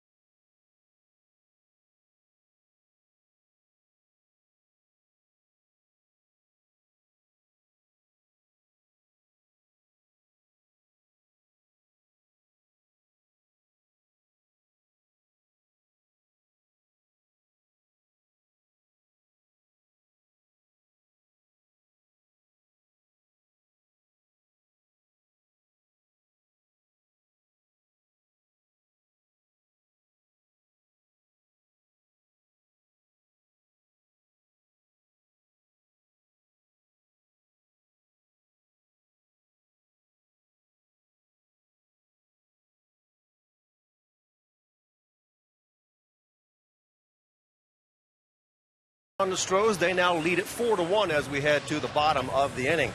Texas, Louisiana, Arkansas, Oklahoma, and New Mexico viewers, listen up. Comcast Sportsnet covers the entire 5-state region, and we want your story ideas. Email us your ideas at regionalroundup@comcastsportsnet.com. Guys, back to you. Thank you, Bart. Bottom of the 4th inning coming now, and Seattle has gained the upper hand with a 4-run top of the 4th, a 40-pitch inning for Bud Norris. Now the Astros would try to put together their own lengthy inning with Chris Carter leading it off. And looking at ball one, he grounded out to first in the 1st inning. Did you notice that St. Nick seems to have lost a lot of weight? We've got to get some more of those hot dogs in his hands. Yes, we do. Carter takes a look at that one, and it's 2 balls, no strikes with the patient approach. He's got the Astros cap on. Go for it, Santa. You somehow that diet you found yourself on is not working. Very, very thin version of Santa there. 3-0 to Carter. So Saunders doing anything by going right after the Astros man who leads off the 4th inning. Finding himself in a 3-0 count. And gets a strike to make it 3-1. So is this a more patient Chris Carter we're seeing? And we talked about the numbers and that he's certainly helped himself with on-base percentage and the OPS because he has been drawing walks. Looks like it may be, Ash. 3-2. Willing to see more pitches, maybe enabling him to draw some walks. What you hope is that he maintains that home run stroke. Well, that was an interesting time to the plate. He had a 3-0 count. He took one down the middle for a strike. And trailing 4-1, you'd probably think that that would be standard, right, with a lot of guys, even though he could hit it out of the park. And then the 3-1 pitch looked like a pretty good pitch. That wouldn't be necessarily an automatic swing on that, would it? No, I wouldn't think so. Not at all with Chris Carter. But again, I'm wondering, in his head, is he thinking, okay, this may be working, seeing some extra pitches, and so he's going to try to work with that.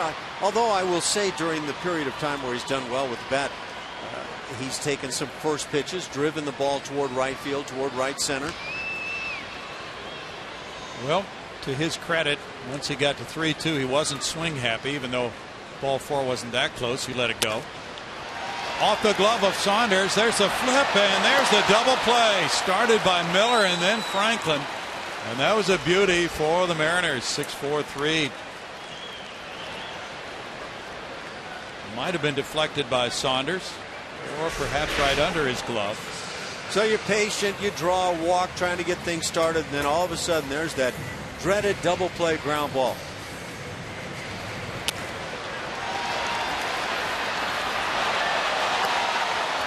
Very well coordinated by the rookie double play combo. 6-4-3.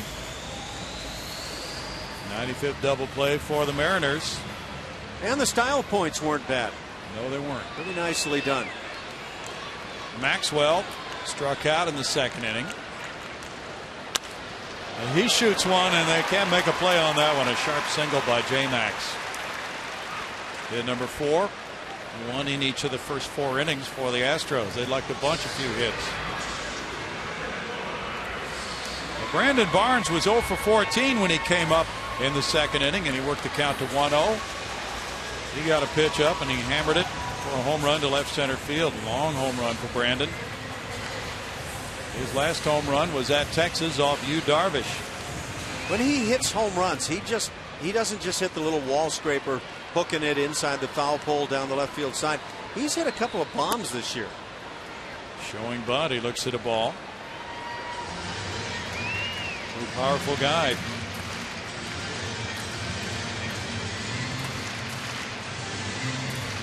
Not sure I'm into that 2-out bunt with a man at first base scenario with the 8 and 9 spots coming up.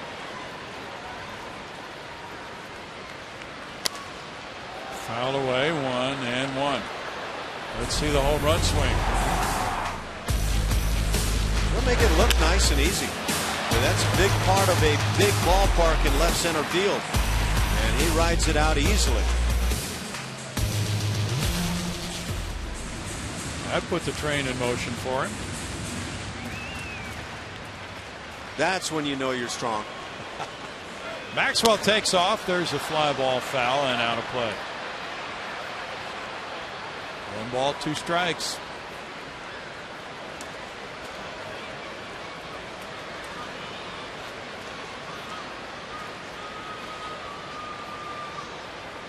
Not sure where this tightening of the gloves thing started.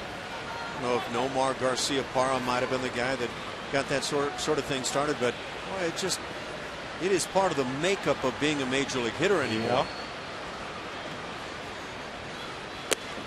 He looks at it. It's a ball, 2-2.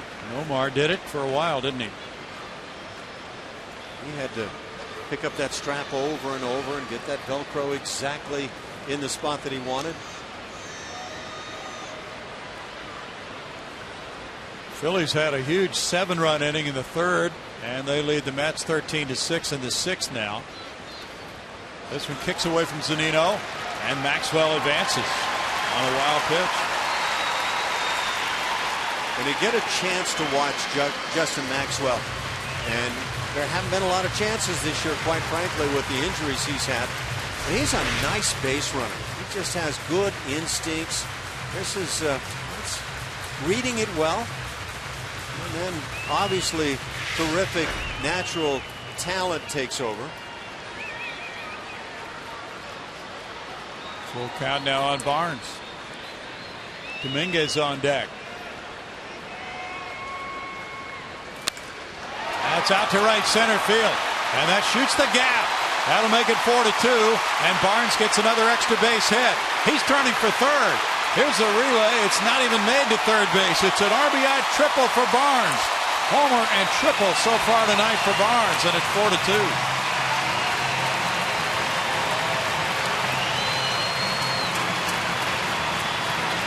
Well, there's a nice little 2-out rally getting started. Love to add to this if you're the Astros, but power now in both directions to the gaps tonight from Barnes.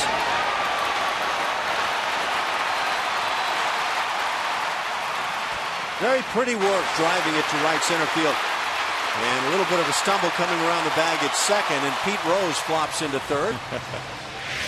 First triple of the year for Brandon. Now Matt Dominguez, and he looks at strike one. The Astros get 1 run back after the double play was turned. Dominguez grounded out earlier. Cincinnati leads Pittsburgh 5-3 in the top of the 7th. That Pittsburgh club drawing a lot of attention now at All-Star break time.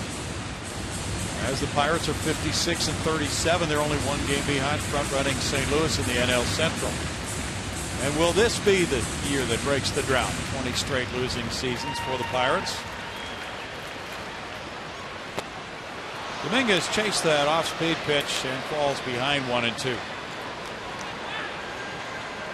Tantalizing slow delivery. Baltimore leads at Texas 3-1. They're in the bottom of the 5th. And Dominguez got himself out that time. He really expanded his zone. 4 strikeout, number 5 for Saunders. It's 1 run, 2 hits, 1 left for Houston. 4-2 Mariners.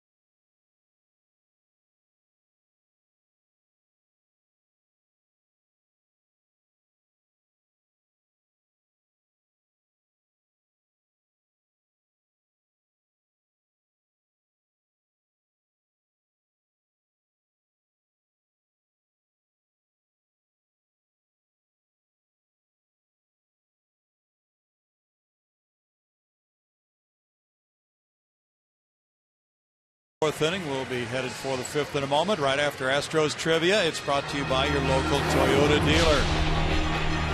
Let's go places. What was the original name for AstroTurf before it was installed in the Astrodome? They were developing this surface back in the eastern part of the United States, and that was in 1965. And we'll let those of you who might think you have the answer to it think about that for a moment. Before it was implemented in the Astrodome by necessity because the grass died when they painted the roof. And Tal Smith went back to examine it in Providence, Rhode Island in 1965. They were developing this substance which became AstroTurf for kind of an inner city playground type situation. Kendrys Morales leads it off in the fifth inning, 4-2 Mariners. There's ball one, as you know, in the areas back east, those densely populated cities. There aren't too many spacious playgrounds, so they're trying to develop a substance that would hold up on the playground and allow for year-round use without involving planting of grass. So that's how the idea got started. 2 balls, no strikes. And it became adaptable to the situation in Houston when there was a pressing need with the grass dying here in the Astrodome.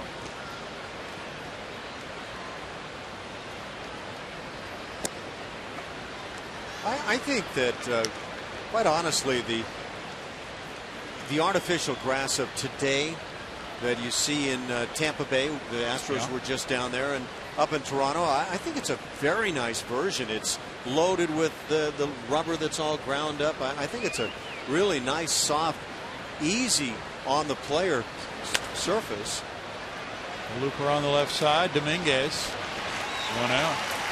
By the way, I cheated and I looked up the name of what they originally were calling AstroTurf. Okay. It's a real catchy little name. I don't remember the name of it. You don't? No. We'll get to it after the next batter, who is Kyle Seager. 4 1/3 innings, 5 hits, 4 runs for Bud. He gave up those 4 runs in the 4th inning. Single by Morales, 2-run homer by Seager. Then after an out, a hit batter, a walk, a 2-run double by Ackley. Used to be when cheating was a bad thing, and now it's just a form of saying, boy, aren't I clever that I Googled this? Yes. Strike 1 to Seager. Well, Edgar Martinez once upon a time was a Mariners third baseman, but then he became a DH. And what a DH. One of the best of all time. A DH now that has been around for 40 years, Ash. 1973 it started in Major League Baseball.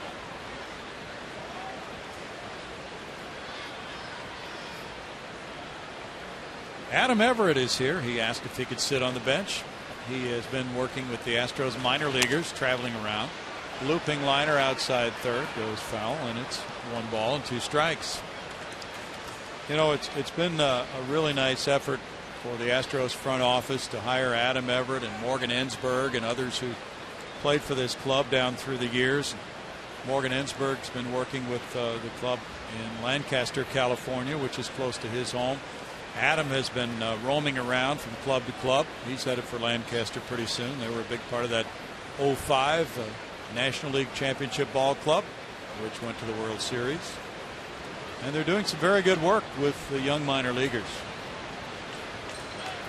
Morgan had some rather rave reviews about that A-ball club and the players that he sees as being major leaguers at some point soon.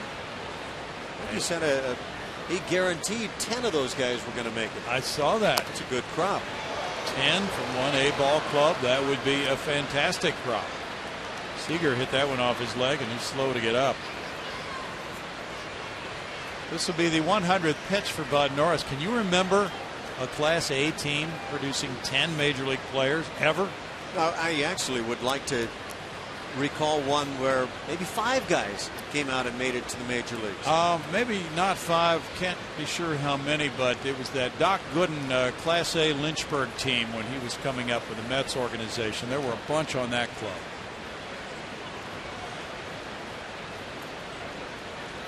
I'm trying to think of the wave that came along with Doc because he was so much younger than the rest of the Mets. Was Dykstra part of that bunch? See, I'm thinking Dykstra was older than Doc. Okay. By a handful of years. I think you're right. Because Doc was 19 when he came on the scene and just tore it up. Well, we'll have to do some research on that then. Yeah, it's not very often, though, that you would find an A-ball club where you can say, this handful of players, not very often. I'm not sure I can ever say that I heard of that. But again, Morgan Ensberg feels like there's 10 guys that had a chance to play in the major. Well, he guaranteed they'd play in the major league, so I guess that's having a pretty good chance. That's putting it on the line, isn't it? Is he the Muhammad Ali of the Lancaster Jethawks? Well, if he is, they're going to be pretty good. Fly ball to left field. And Seager flies out to J.D. Martinez. Well, Muhammad Ali backed up his promises. Yeah. All right, back to Astros trivia. You have the answer because you've already cheated. Get really clever, folks. And that original name for AstroTurf, Chemgrass. It's got a nice ring to it. But I think it was nice that once they threw it in the Astrodome that they could call it AstroTurf. And Terry Poole was really fast on it. Made some really fine plays. Oh, yeah. And then Nolan Ryan no-hitter. I actually, of course, I always played in the dirt, but I liked running on AstroTurf. It aided most of us who are not very fast and turned us into reasonably slow. Justin Smoke, ball one. But then again, some versions of it were very springy. Yeah. The ball would bounce high. You get a high bouncing double when it wasn't, a well hit ball, and people were critical of that type of hit on AstroTurf, right? Well, I think Olympic Stadium in Montreal ruined everything for everything they had in there, AstroTurf included. That's a towering shot. Altuve underneath it.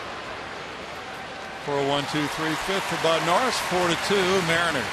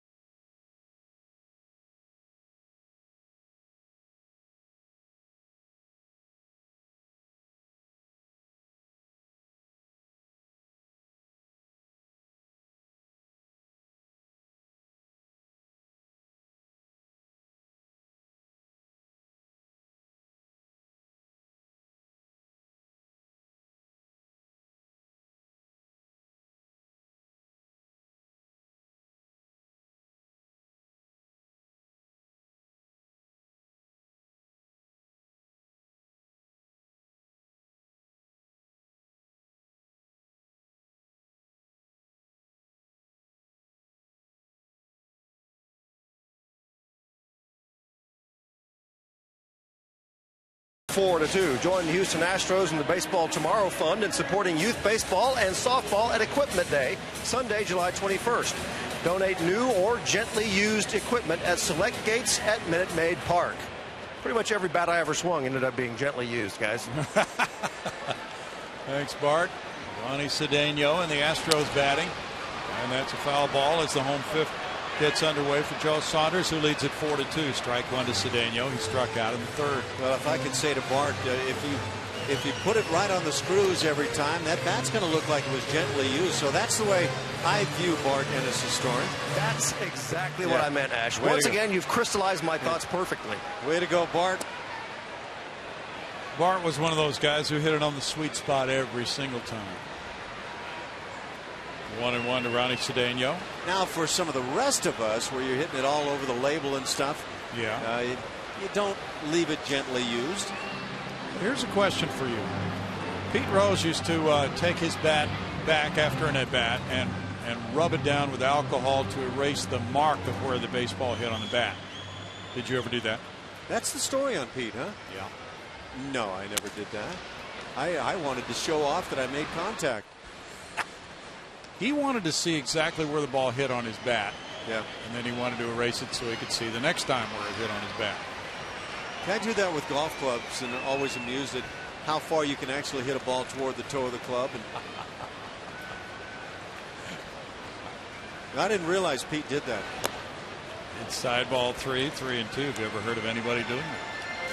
Well, I played with a guy. I'm trying to remember who it was, but there are some guys that had such great superstitions, and they put their bats in separate places in the dugout after every at bat. Seager makes that play 1 out. They didn't want their bat rubbing northern ash, white ash with other people's bats. Really? And so they put them in those sanitary socks the players used to wear back in those days. Yeah. They don't even know what they are now. And then tie them up and keep their bats just cornered down at the far end of the dugout. Sometimes cologne was used on bats, and yeah, there's just all kinds of stuff guys would do. Jake Elmore is 1 for 2. There's ball 1. You have guys come to the plate and their bat would smell just beautiful. Yeah, you really take care of that piece of wood, don't you? I'm sure that impressed the umpire and the catcher. 1-1. Well, you know, sanitary socks, those were those white under socks you used to use underneath the stirrups. And they were good for a multitude of different purposes, right? So I'm told. Well, you used them for keeping your valuables. You put your valuables in those socks in the minor leagues and then put them in a whatever kind of a storage unit you had. Write your name on there. That's a looping liner out into center field and a hit for Elmore. He's 2 for 3. Much safer than any bank that I've ever heard of. The Astros keep packing away. They have at least 1 hit in every inning. You know, looking back on, we were talking about Dwight Gooden and his age and some of the guys that might have come up with him. Kevin Elster was the same age as Dwight Gooden. He was a part of that '86 club when the Mets not only beat the Astros, went on and won the World Series. We're told that Dykstra was 22 when Gooden was 19. And now Dykstra was 23 in that '86 season. Altuve with a single to right field. And he gets Elmore from first to third. As the throw came through, it got away, but not far enough to allow any further advance. So something that we thought Altuve was trying to do the last time up, he does successfully. He hits to right field here in the 5th inning. At Lowe's, we never stop improving, and neither does Jason Castro. And boy, is that ever true. A couple of years ago, really struggled with the bat. Last year, as he got a little healthier with the knee, that bat started coming together. This year, 271, and I think that's really just the beginning. I see this guy as because he can hit it so well to all fields. I think Jason Castro is going to be heard from offensively for years to come. 12 home runs in fewer games than last year. He has doubled his home run output from last year in fewer games. Tonight he has a double high off the left field wall and a strikeout. Needing contact here with the Astros down by 2 and 2 outs. And there's ball 1. Yeah, I think this ballpark is actually very nicely suited to Jason Castro, or the other way around, however you want to look at it. But I was thinking about Fenway Park, how well I think he would do there with that green monster all the way from left field out towards center. He can hit it so well that way, and then right field he'd handle very well as well. 1 out in the inning, not 2. Look at what Jason's done month by month in May. Good batting average, obviously at .292, the best of the season to this point. He fell off in June, but he's brought it back here in July. And I think that's really the pattern you'll see with anybody over the course of a season when they play in every month. I think it's a very healthy pattern that Jason's putting together. That one hits the base runner Altuve, so he is out. And the ball is dead. And Elmore was coming home, but he'll be sent back to third base. It's ruled a hit for Castro, and yet it's out number 2. The ball bounced up and hit Altuve, the base runner. Now keep in mind, Jose Altuve was the #1 cheerleader for Jason Castro for the All-Star squad this year, and so maybe he's just carrying that into the second half, trying to provide hits for Jason. That's unfortunate that this happens on this play, but like you said, Brownie, a base hit for Jason Castro. He'll take it. Yeah, that's an automatic ruling on a ball like that, even though it didn't look like it would be a base hit, but that's what goes down in the column for Jason Castro, a hit. And it's first and third, 2 outs now for Carter. And the dilemma there of Altuve is to try to get moving towards second, but then he can't be hit by the baseball, which wound up happening. He just got trapped on that one. Looked like it came back toward him a little bit, perhaps. It was just a slow bouncing ground ball.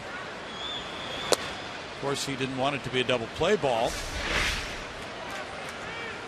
Any thought here that Jose's trying to avoid the double play? I don't know that I would go that direction. I think he was trying to have this ball come as close to his body as possible, and in the process he probably was still leaving himself in a position where he could be thrown out at second base rather handily.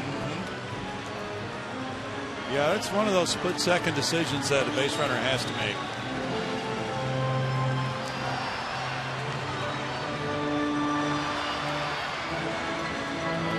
Talking it over with him. 1-2 to Carter. A hit here would be awfully big for the Astros. 2 outs and 2 strikes. He lets it go, and it's 2-2. He looked patient in the 4th inning when he worked the count to 3-0. Then it was 3-2, and he drew a walk. Actually, it looks like he's seeing the baseball quite well here. For Joe Saunders, not a guy that's going to overpower, and you don't need to jump at his fastball. You can handle that pitch while staying quiet at the plate. In the dirt, but he went for it, and that's a strikeout and a throwout to end the 5th inning. With no runs, 3 hits for the Astros, they leave 2, and it's 4-2 Mariners.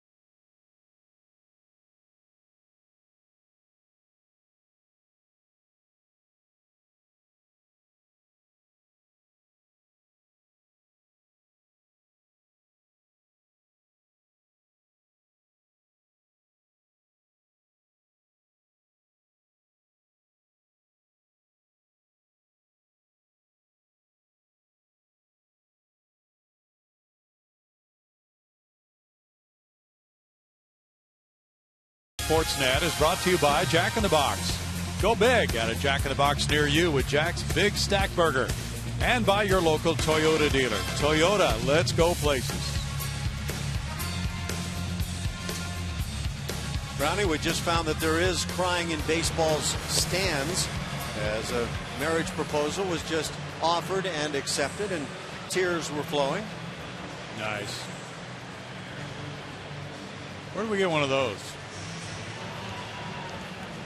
Yeah, she got a ring, and I think she'll take that over the balloon hat any day. Balloon hat, though, is quite fashionable, Ash. Well, I've seen them on you, and I know they look nice. They're not for all of us. We need to try to find one tonight. That is good. I like that. Inning number 6 underway now. Some people are so talented. Bud Norris delivers. There's ball 1 to Michael Saunders. Saunders 0 for 1. He was hit by a pitch and scored a run in the 4th on the 2-run double by Ackley. The Astros have out hit the Mariners 8-5. No errors tonight. That's a strike to make him 1-1.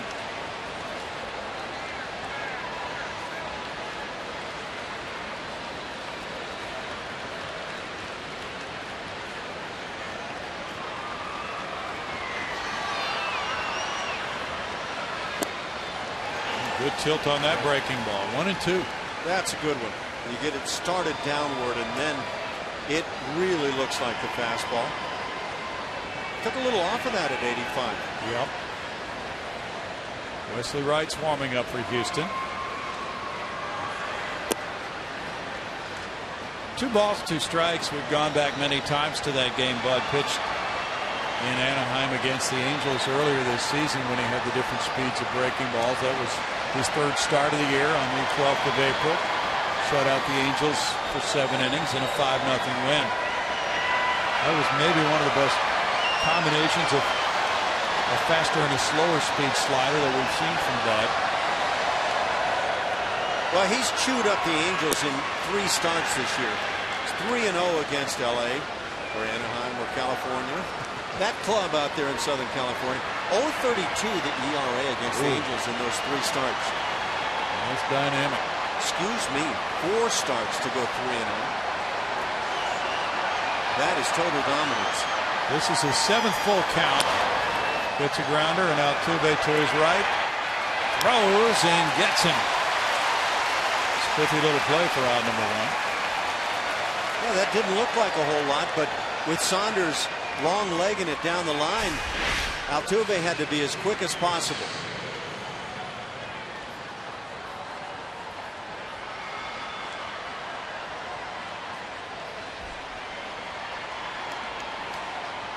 He's a grinder, and he just loves playing this game. That's 1 out, and now it's Zunino batting. Zunino with a strikeout and a walk.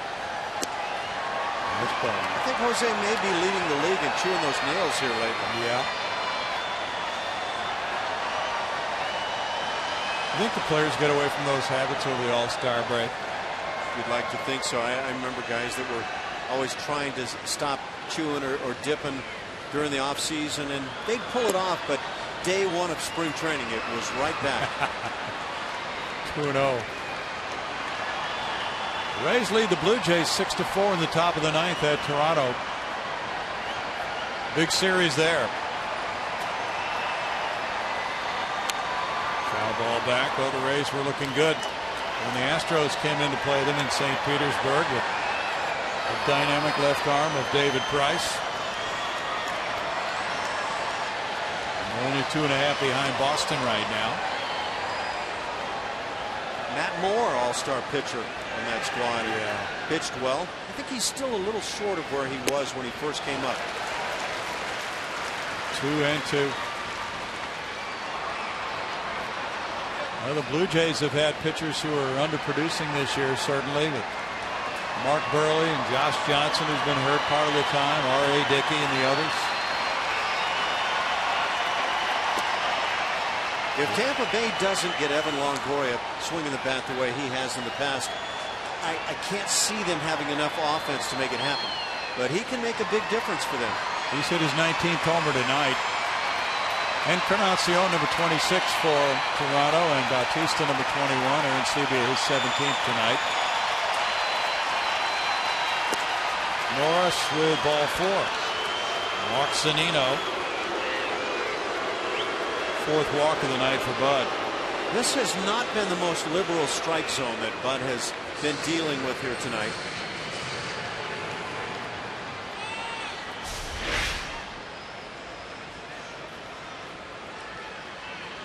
It's an area that a lot of umpires will provide pretty handily, and I'm not so sure that that's out of the strike zone. Bud, I think, may be in agreement with the comment. He's thrown 116 pitches tonight. Fly ball hit by Ackley. J.D. Martinez in. 2 outs. Bud's pitch count high was 122, his second start of the year.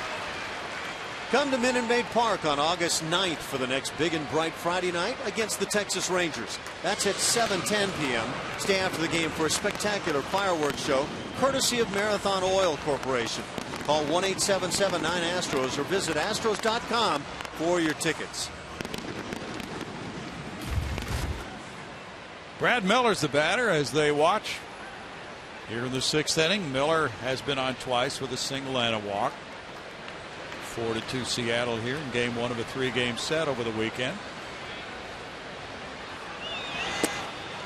There's ball 1. This is one of the 9 remaining games between the two clubs. For you and your loved ones, you go with the balloon hat or the foam hat? I would go balloon every time, Ash.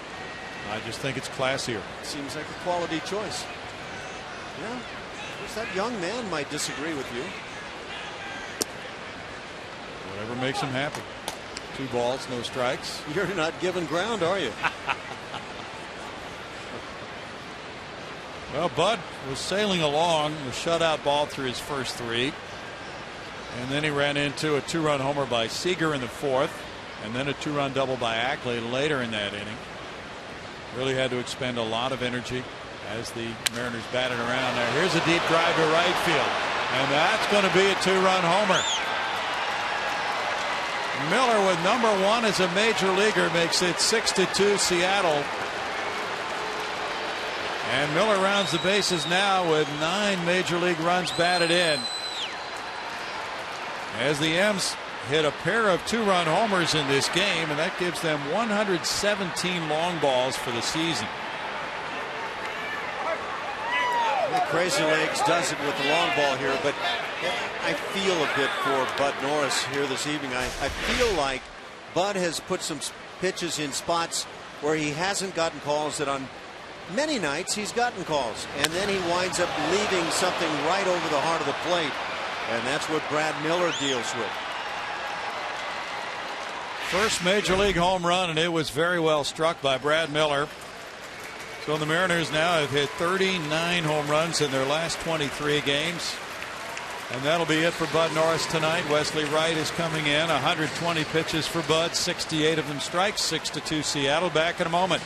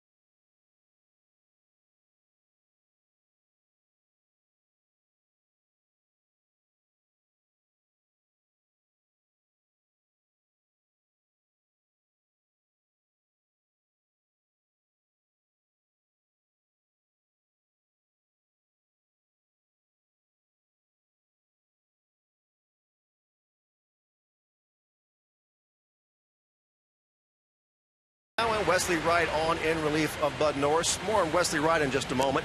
But coming up August 9th through the 12th, the Astros take on the Texas Rangers for the final time at Minute Maid Park this season. The series features a big and bright Friday night on the 9th and a Texas Country Street Fest before the game on the 10th.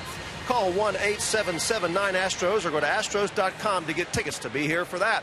You know, guys, I had a chance to talk to Wesley Wright in the clubhouse before today's game, and he was addressing some of the uncertainty as the trade deadline approaches, and a lot of young guys on this team never been through it before. And he said when the guys out in the bullpen talk to him about that, he just tells them, worry about the things you can control, and you certainly can't control where you're going to be a couple of months from now or next year or whatever. Just go out, stay focused on the task at hand, and pitch best you can. That's the advice that one of the few guys who's been through this before on this roster is telling some of the young guys. Sage advice, Bart. And there's ball 2 to Franklin. 2 balls, no strikes to Nick Franklin. Franklin is 1 for 3. Yep, very little player can do about that. Yeah, sometimes you can worry or wish yourself right out of a nice season. You get your focus in the wrong area, and just not going to be successful. 2 balls and a strike. And sometimes a player desperately wants to remain on a team. Other times he desperately wants to get off a club.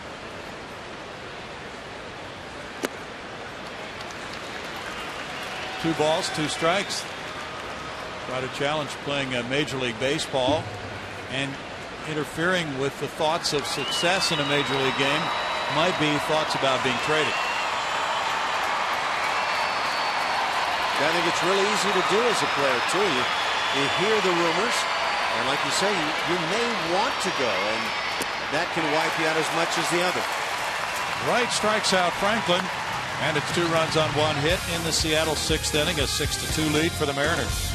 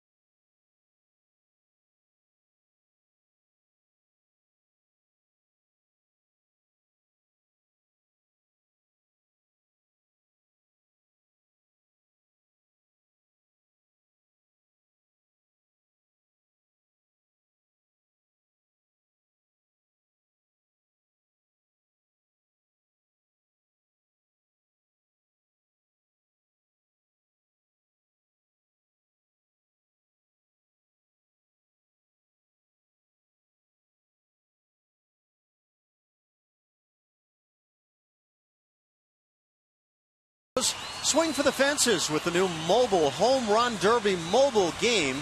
That's from MLB.com, available on iPhone and iPad. Download it free today. Is that to say it's not on Android?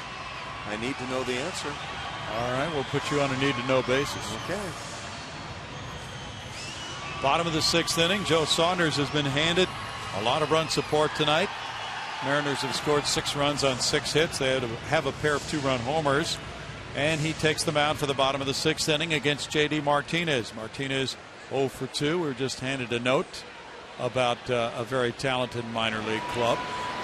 We were wondering earlier about, has there been a team in A-ball that had 10 major league players? One of our area scouts, Mark Ross, passes this note along from his days as a coach on the 1997 Macon Braves, Macon a single-A club. They had 12 major leaguers. Oh, please. On the 97 Macon Braves. Really? 12. Thanks, Mark Ross, for that note. Wow. That's an amazing collection of talent there for single A. No, that's just their single A club. Now, what about the other teams? How many guys came off of those? That's phenomenal when a minor league system produces like that. Either that or it's a response to how bad they were on the big league level. All right, here are some of the guys they had. They had Bruce Chen, Jason Marquis, Odalis Perez, Rob Bell, Luis Rivera, Mike Hessman, Glenn Williams, Fernando Lenar. A lot of players who didn't spend a whole lot of time in the big leagues, but he lists 12 of them. Yeah, so there's some of those fringy guys that come up for the brief little stints in the big leagues. Right. But yeah, I mean, if you get 5 guys coming off one club, that's special. Fly ball near the right field line. Saunders coming over. 1 out. Well, I'm anxious to see how prophetic Morgan Ensberg turns out to be in terms of his guarantee of 10 guys. Very much so. And of course, the talent has been advancing rapidly throughout the Astros system this summer. So there's been a lot of players who have been promoted from A to AA and so on down the line. Maxwell singled and scored in the 4th inning. Justin 1 for 2 in this game. Well, last night was rainout night for the Astros minor league clubs. Oklahoma City rained out against Memphis. They're playing a doubleheader at Memphis. Maxwell takes. And Justin has a 2-0 count. Brad Peacock's pitching game 1 of that doubleheader. He's 5-2 with a 2.73 ERA. Good numbers from Brad Peacock at Oklahoma City.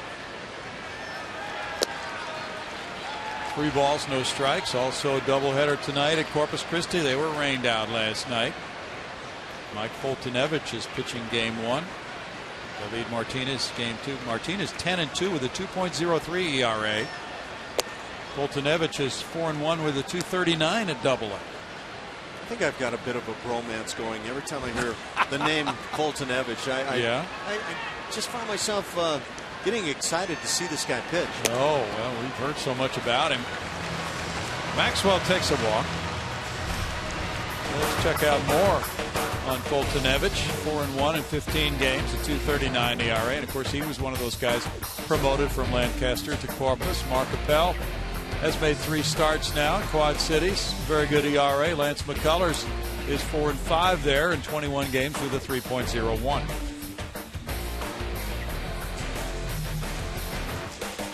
Lots of talent streaming through the system this summer. Yeah, and that's just a few of the great names that are starting to come along in terms of pitchers on the minor league level. Boy, there have been some great stories, sets of stats coming along. Brandon Barnes has a homer and a triple tonight. 2 runs batted in. There's ball 1. He came into this game 0 for his last 14, and he was hitting .083 in the month of July. An explosive night for Barnes so far. They pinch in a double play depth, Miller and Franklin. And there's the single into right field. Maxwell going first to third. 3 for 3, Brandon Barnes. Homer, triple, single. Obviously, it would be fun if he could parlay this into a cycle night. But if you can also help your club win in the process, that's where you really have something. Brandon Barnes needs some big nights offensively to kind of reset up the image that he has put together. He is a great defensive player, but he has been less than great offensively. Very nice to see. Nice quick stroke to the baseball there, Ash. Yoevis Medina is warming up, as the cycle is a possibility. Carl Willis, the pitching coach, at the mound with Medina warming up for Seattle. Matt Dominguez will bat. He's 0 for 2 with a ground out and a strikeout.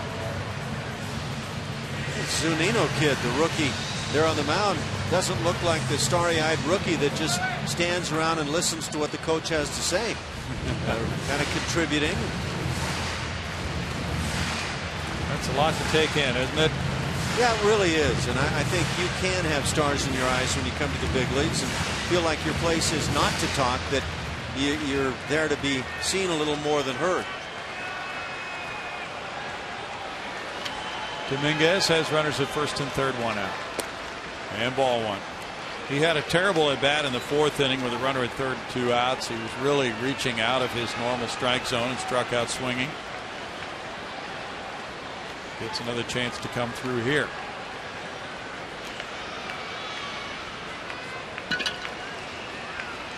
Cedeno on deck. There's the block by Zunino, and it's 2-0. I've seen better form with pitches, breaking balls, off-speed pitches in the dirt than what Zunino has shown here this evening. A couple of changeups have gotten away. But all in all, youngster looks like he may be around for quite a while.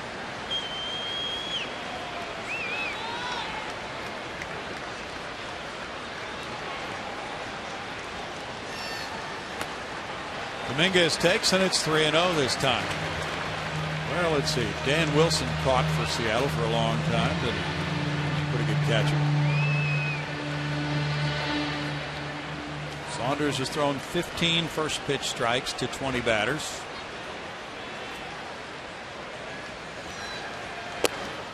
Don't know if he's their gold standard or not for Mariners catching down through the years. 3 balls and a strike. It was interesting over the All-Star break. Each team on its website listed its top 5 trades, midseason trades in history. Both the Mariners and the Astros had a top 5 all-time trade involving the same player, Randy Johnson. That's ball 4. Great job by Dominguez this time, and he walks to load the bases to bring up Ronnie Cedeno. Yeah, that was 1998 in terms of Houston. I don't recall seeing a trade that just felt larger than what the big unit brought to the Astros that year. Of course, Carlos Beltran wasn't too bad when he came over. 97 pitches for Joe Saunders, and he is visited for the 2nd time in the inning. So that's it for Joe. Carl Willis made the last trip. This time Eric Wedge out to make the change to Yoervis Medina with a score. Seattle 6, Houston 2. Brett Wallace is coming out to pinch hit against the right-hander for Ronnie Cedeno. We'll be back in just a moment.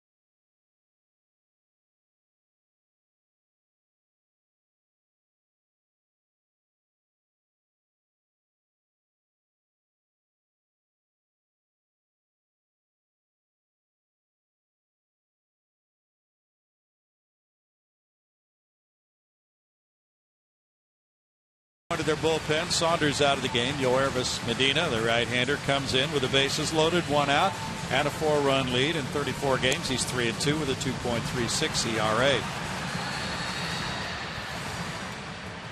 Against the right-handed batters, just a 184 batting average against. The lefties have hit just 200 against this hard-throwing right-hander.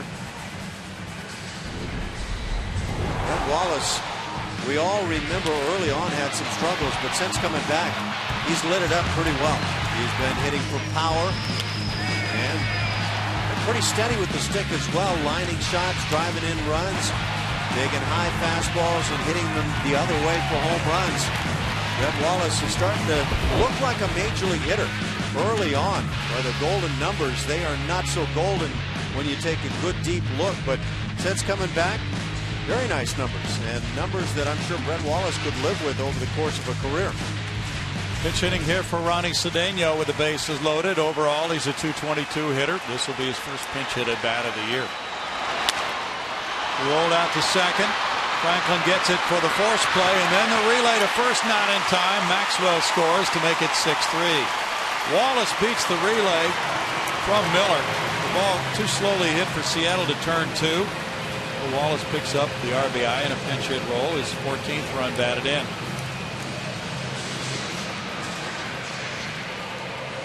Yeah, just hustling that out and avoiding the double play gets your team a run and provides more swings now and a chance to add on.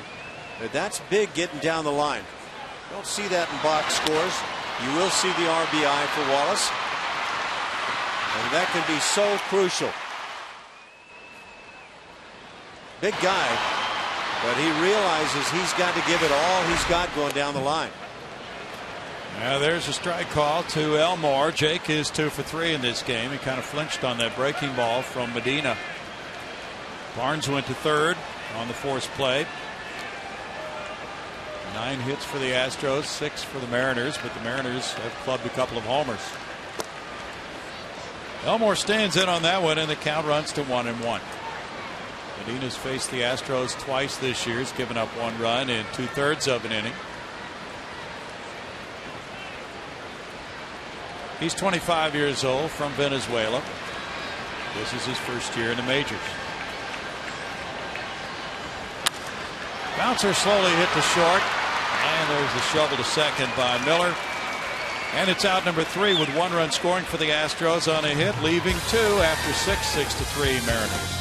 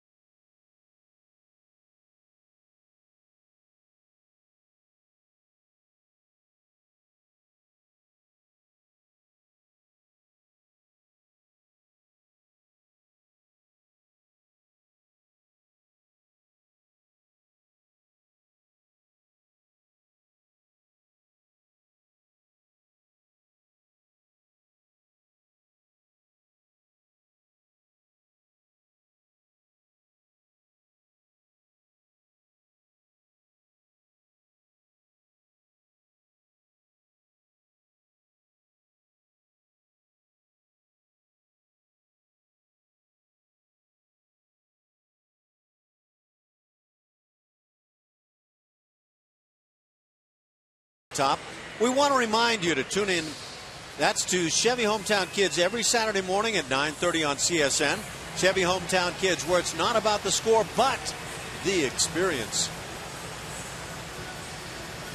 Experience here at the ballpark on a Friday night is one many people want to be a part of. Big and bright Friday nights. Fireworks coming after the game. 6-3 ball game through 6. Norris in 5 2/3 innings allowed 6 hits, 6 runs. He walked 4 and fanned 2. Joe Saunders in 5 1/3 gave up 9 hits, 3 runs, walking 3, fanning 6. Wesley Wright came in to strike out Nick Franklin in the 6th inning. Now he faces Raul Ibanez in the 7th. Raul 0 for 3. That's ball 1.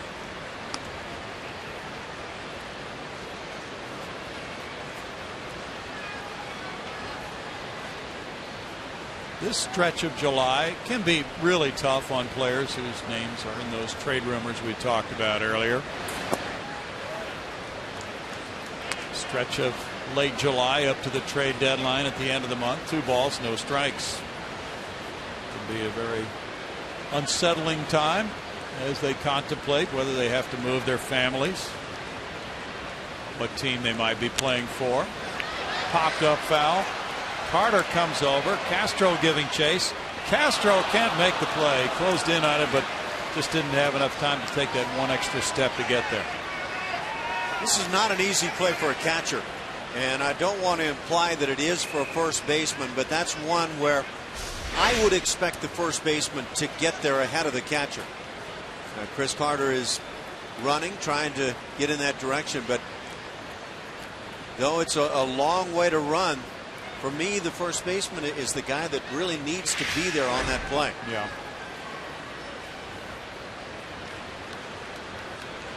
Well, anybody other than the catcher can get a quicker jump on a foul pop like that. He has to get up out of a crouch. He's running with all that equipment on. Line drive single to right field. So Ibanez, after the foul pop might have been caught, takes advantage of the extra swing and whacks it into right field. Raul Ibanez is not losing much, if anything, along the way.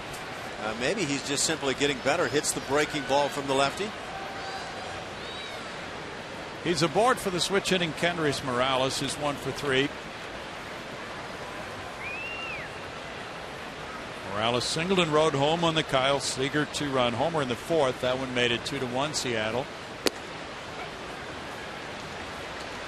And strike one to Morales. He had a terrible injury from his Angels days, from a home run celebration of all things at home plate. A fractured left lower leg after a game-winning grand slam. That's supposed to be a happy time. 1 ball, 1 strike. It's supposed to be a happy occasion. He wound up missing 678 days with that injury.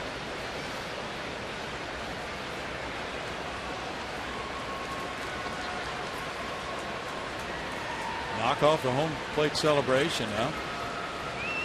They can be dangerous. Well, that one was the extreme. 2 balls and a strike. Now you go from that moment of jubilation to what in the world happened to him. Well, he was traded over the winter from the Angels to the Mariners for left-handed pitcher Jason Vargas.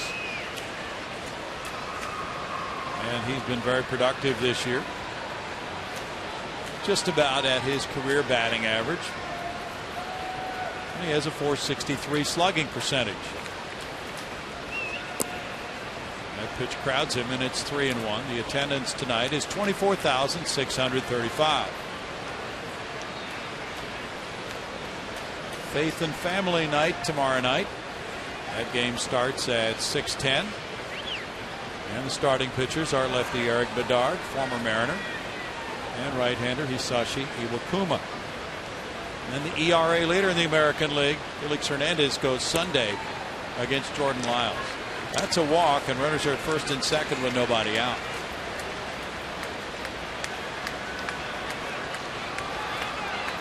Kevin Eschenfelder brings the heat with special guests and in-depth analysis on Sports Talk Live. That's every night at 5 p.m. only on Comcast Sportsnet.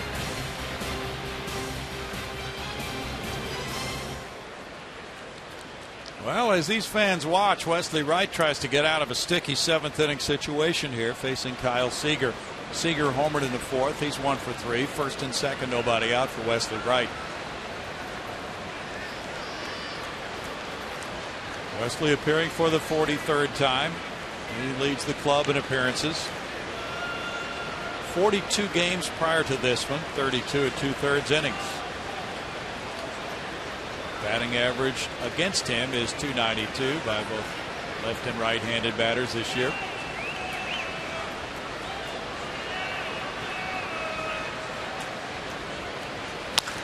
Ground ball, and that's fair for Carter. Carter will go to first base as the runners move up to second and third, 1 out. Ibanez to third, Morales to second.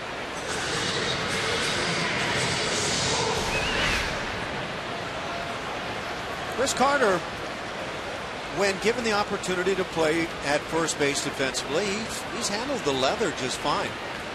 I'm not sure he's going to make all the plays, trying to get those double plays, 3-6 3-3 or 3-6-1, but he hasn't kicked balls either. Nope.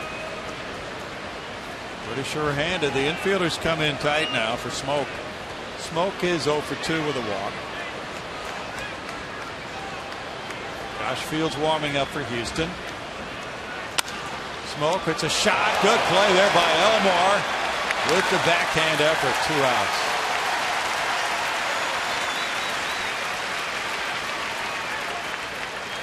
Well, Jake Elmore has done a nice job with the leather as well. When he's had problems, it's been with the throw. Now watch what he does with this throw here after terrific play with the leather. Just that little lob job across. And that's kind of when he has gotten himself in problems at times. Yeah, that was the short throw from the drawn in position. And now it's Michael Saunders. Saunders is 0 for 2. He was hit by a pitch and scored a run. Good defensive player.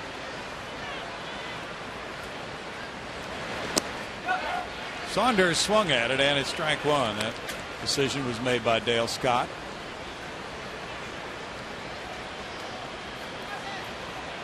The Rays won at Toronto. Tampa Bay 8, Toronto 5. David Price the winner. He goes to 4-5, beating Brett Cecil, the All-Star. Cecil's 3-1.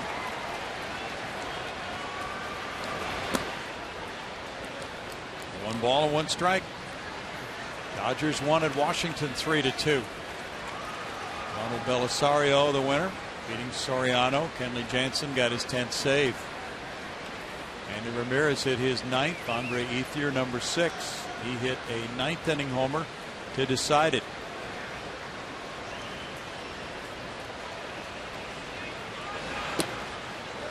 Pitch is wide, and it's 2 balls and a strike. So the Dodgers are now 1 game over 500. They began the night 2.5 behind Arizona. They've now won 8 of their last 11. Red Sox beat the Yankees 4-2. Felix Dubron won his 7th. He beat Andy Pettit, who's now 7-7. Kojay Uehara got his 9th save. The line drive up the right field line goes foul. And it's 2-2. Reds down the Pirates 5-3.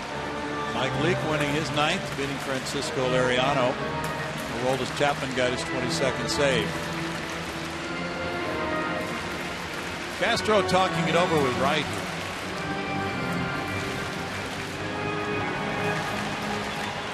Now the races are pretty tight, and that probably will add to the trade bargaining that goes on, Ash. The more teams in contention, the more competition there is for players who are up for a trade. Yeah, and the reason teams wait to see what that best possible deal might be to come along. Saunders strikes out, and Wright gets out of 7th inning trouble with no runs, a hit, 2 men stranded at 7th inning stretch time. 6-3 Seattle.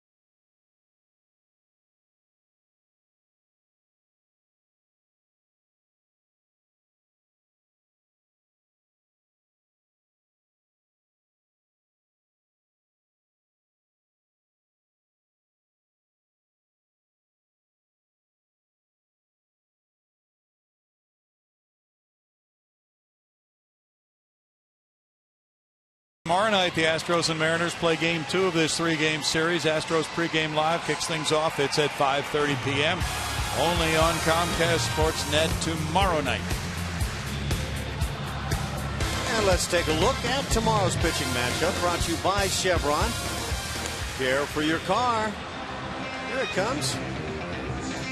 That matchup, Hisashi Iwakuma, 8-4, had a great start to the year. He struggled a bit of late, but a fine ERA at 3.02 as he goes to the mound against Eric Bedard. 3-6, 4.61 the ERA for Eric, and lifetime 1-3 against Seattle's Mariners.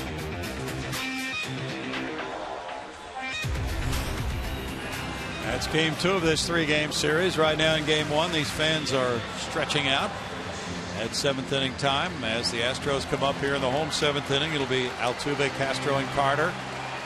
As the M's have gone to the bullpen, Joe Saunders gave them 5 1/3. He gave up 9 hits and 3 runs. But the Mariners now lead it 6-3 as Altuve bats for the 4th time. He's 1 for 3, a single to right field in the 5th inning.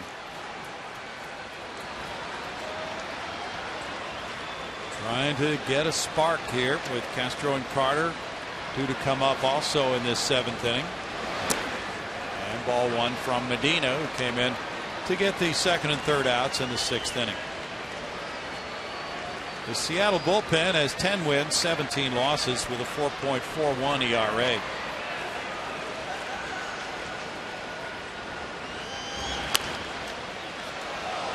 Foul ball makes it an 0-2 count. Medina has had a 1.42 ERA his last 18 games. C.B. Buckner with a chuckle. Medina's pitched scoreless ball his last 8 games. And he drops a breaking ball in for a strike.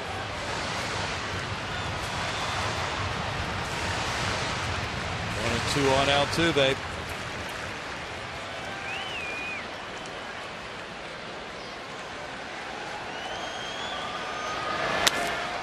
Altuve puts it out into shallow center field, and on a run, that ball is caught by Ackley. 1 out. A little bit of a Craig Biggio scenario with Ackley, the former second baseman, sent to the minor leagues, now back up playing some center field. Not sure that Ackley possesses the kind of speed and baseball instincts that Craig Biggio had. Not many have. You're right about that. Oliver Perez is warming up, but not coming in here to face the lefty Jason Castro with a 3-run lead. Castro's 2 for 3 tonight. Oliver Perez, by the way, a very attractive part of the Mariners bullpen this season. Bouncer, and that's backhanded. And Franklin with a good play. Strong arm by Franklin for out number 2. Franklin takes the time to plant that right foot and make sure and make a good throw with the catcher Castro going down the line. No need to try to get too fancy on the play. Well, from what we've seen through 6 innings and a portion of the 7th, Ash, we can understand the rave reviews from Miller and Franklin up the middle and Zunino. You get younger and maybe get better in the process. You've probably taken a big step forward, and the M's hope they've done that. And Brendan Ryan, who's acknowledged as the best fielding shortstop in the American League, is on the bench because of Miller's play. Carter's 0 for 2 with a walk. At 93, that comes in for a strike call to make it 1-1 for Medina.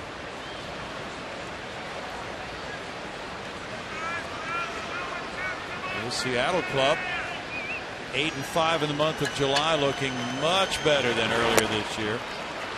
Carter did not come close to hitting that, and it's 1-2.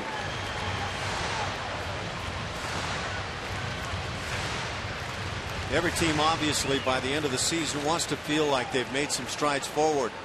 And the Mariners are a club that you occasionally start to hear a little talk about how they'd like to become a 500 team by the end of the season. Don't know if it's attainable, but that appears to be a goal they have. Right now, Eric Wedge's club is 43-52, 9 games under. In April, they were 12-17. In May, 12-14. In June, 10-6. They're stepping up the pace here after winning 75 last year.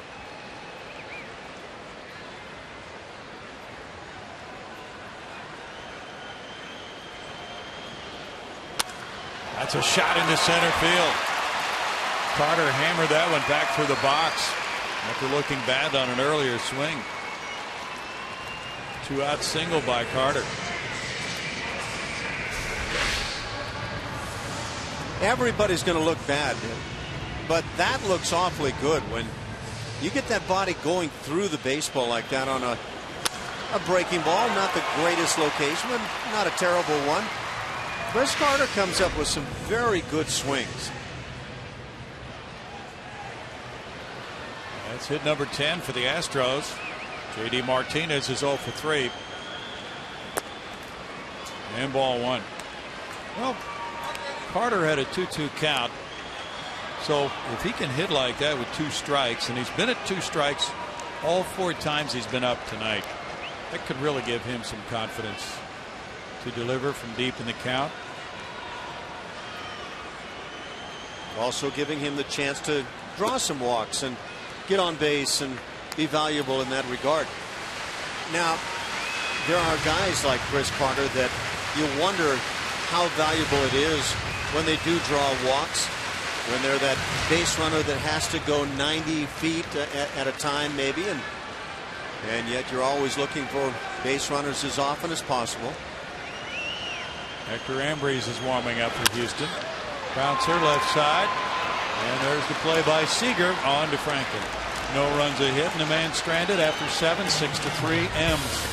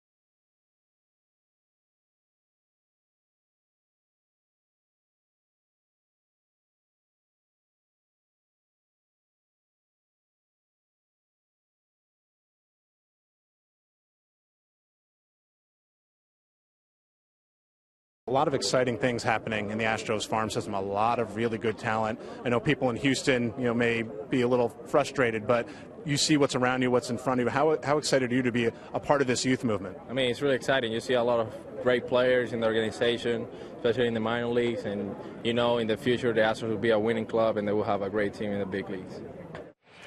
That's Carlos Correa, the Astros' #1 draft choice last season. Still a teenager, but boy, is he showing some great promise. He was voted by the fans into the Futures game, had a chance to get out there and play and did a nice job.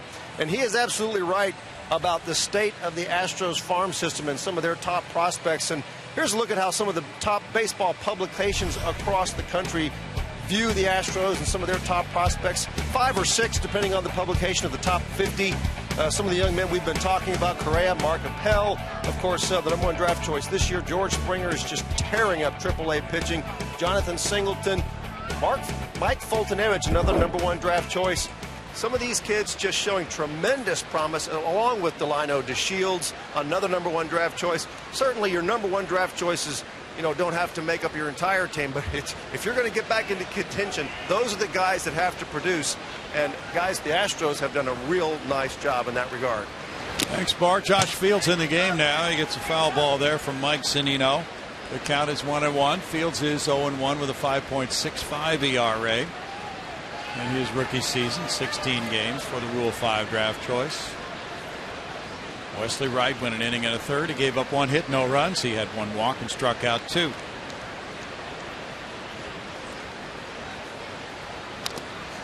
And a foul ball there by Zunino. Takes the count to 1-2 in this 6-3 game in the 8th inning. Well, as Bart mentioned, some of the guys in the minors are really lighting it up for the Astros, including George Springer. And you might have heard that headline earlier that he went deep again tonight. Look at the life on this fastball from Foltynewicz. Guess we'll see it in just a moment. I got a little ahead of him. I was envisioning. You're looking at a different monitor than you're looking at. That was in my head. That was me just seeing what I want to see. Would you let us in on your little secret? Well, my secret has to do with a guy by the name of Mike Foltynewicz. I've gotten a glimpse of some of his stuff coming from the hill toward the catcher, and it's rather impressive. Can you give us a play-by-play of what you're seeing over there on that monitor? Fastball over the top, blown by this guy, whoever he happens to be. That's my play-by-play for the moment. 3-2 to Zunino. Well, he's got a good-looking breaking ball on top of it, but the life on his fastball it's special. It's in that category of being special. And I'll let you in on my dream here very shortly. Please do. We're intrigued. We hate it when you're seeing things we can't see. Fields walks him. Zunino aboard. Walk number 6 for the Astros pitching staff. If I can plug in my dream, it looks something like this. Look at the life on this heater. Oh my goodness. I mean, this is the kind of stuff you dream about. And then the hammer on top of it. Fastball just chewing a guy up. Yeah, that's pure gas. When you see it look like that from behind, that's the real deal. Dustin Ackley's the batter. He had a 2-run double in the 4th inning. He's 1 for 3. Ackley takes it. It's strike 1. George Springer, before coming into this game tonight, and that's a doubleheader, by the way, the 2 games for Oklahoma City, was hitting .404 for the Red Hawks in 57 at bats. Had 7 homers, 17 runs batted in, and an OPS of 1349. That's a strike, and that makes it 0-2 to Ackley. Yeah, I'd say those are rather special numbers as well. I'll tell you, one of the things that really jumps out for me about George Springer this year is the way he took over the AA All-Star game and then went on to AAA and has kind of taken over there as well. 1-2. Some guys will just kind of quietly go about their business and get it done, and you don't take a lot of notice until you look back at numbers that show up and you go, wow, this guy's having a good year. But George Springer hasn't been having those kinds of days. He leaves you thinking, man, this guy is just far head and shoulders above the guys he's playing against.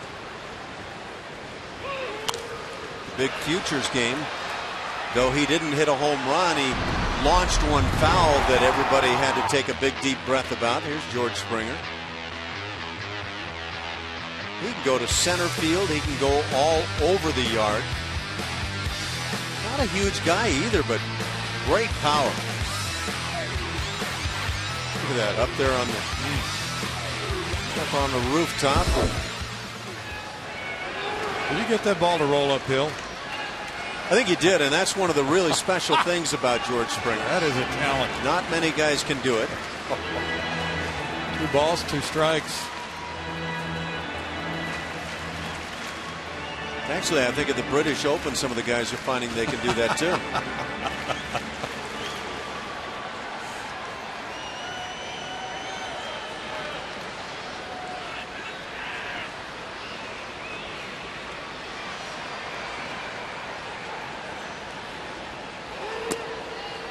3 balls, 2 strikes now to Ackley.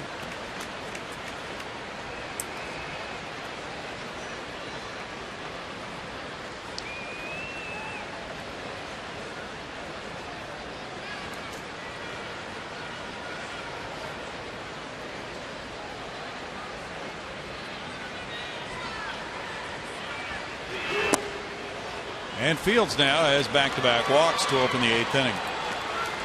Jonathan Singleton doesn't have those glittering numbers, but he is still high on the prospect list.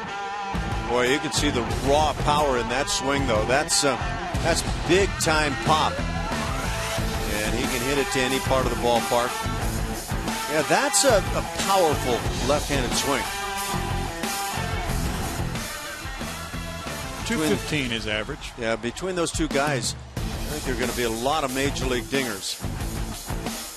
George Springer is the guy that is the raw athlete.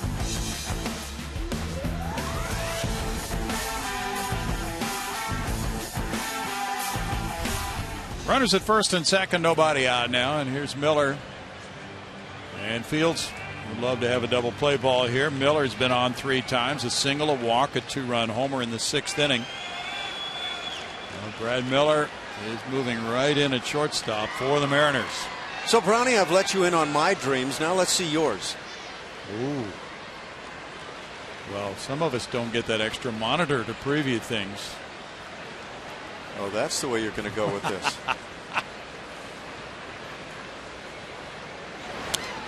That's foul back, strike 1. Well, you know, this time of year is very intriguing in a lot of ways with an organization such as the Astros. Could be changes in the works. We don't know about that. In terms of trades, there might be promotions. So the next few weeks could be very revealing in terms of the future of what you're seeing on the field at Minute Maid Park.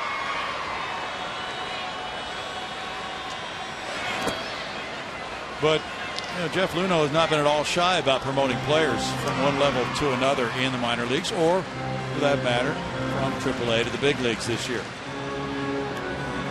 There's been a whole lot of movement in this organization this year.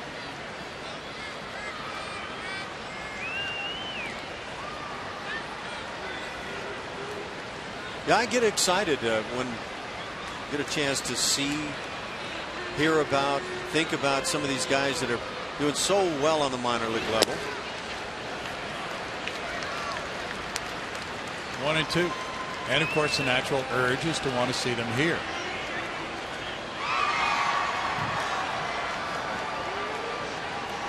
Now you're climbing into my head, and I'm not happy about that.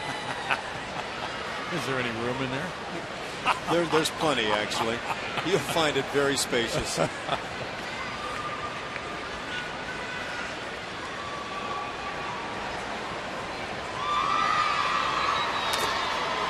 ball keeps it 1-2. Well, you know, things can happen pretty quickly, as they did with Jeff Bagwell in spring training in '91 when he was a third baseman and Tim Caminetti was world's better at third, but there was an opening at first base and he just took that job and ran with it for 15 years. Or Craig Biggio, who's promoted very quickly to the big leagues, and there have been others as well. But Springer would seem to be on that meteoric path right now. That's a foul ball. He didn't hold it for a foul tip, so still 1-2. And certainly Mark Appel is on a fast track. It would seem that this year's draft class, like last year's, has been excellent. And the good thing about it, I really like the earlier signing deadline, Ash, because it gets players out to the minor leagues and it gets them playing sooner. I hated it when a player held out all year. Can only be a good thing. 2 balls, 2 strikes, and I understand the agent wants to get the fair value for the player, but think about this. He's a year later in starting his professional career as well. He could have been in the big leagues 1 year sooner had things gone well for him, and that would have been more lucrative. So it's just nice to see everybody signed and playing this time around.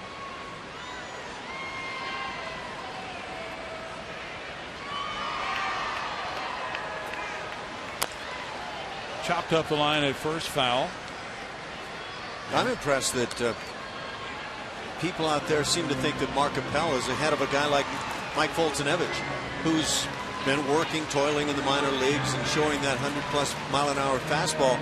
And yet Appel has apparently impressed people so much through his college career and whatever, that he's slotting even further up. Now, to me, that doesn't necessarily mean anything other than that I'm glad to see that some people think he's that good. Chopped again, foul, first base side. Well, there was some talk around the batting cage about attrition. You know, unfortunately, some of these top prospects are probably going to get hurt. Yep. Not that we would wish that on anybody, Yep. but that's why the numbers game comes into play, and the guys in the front office are charged with acquiring numbers of outstanding players, because some of them will fail to make it. Talk about guys who sign as pitchers in the minor leagues. Tommy John surgeries, shoulder surgeries are going to come along. There's no question about it. And some guys will just simply not make it. Guys that appear to be can't miss prospects. You hear about it all the time. And then you talk position player guys. I mean, I don't know what the percentage of guys that get labeled can't miss prospects that don't wind up making it. But I think the point is you just have to load up with as many of those really outstanding prospects as possible and take your chances. Development is a big key. Boy, isn't it though? 3-2 with nobody out.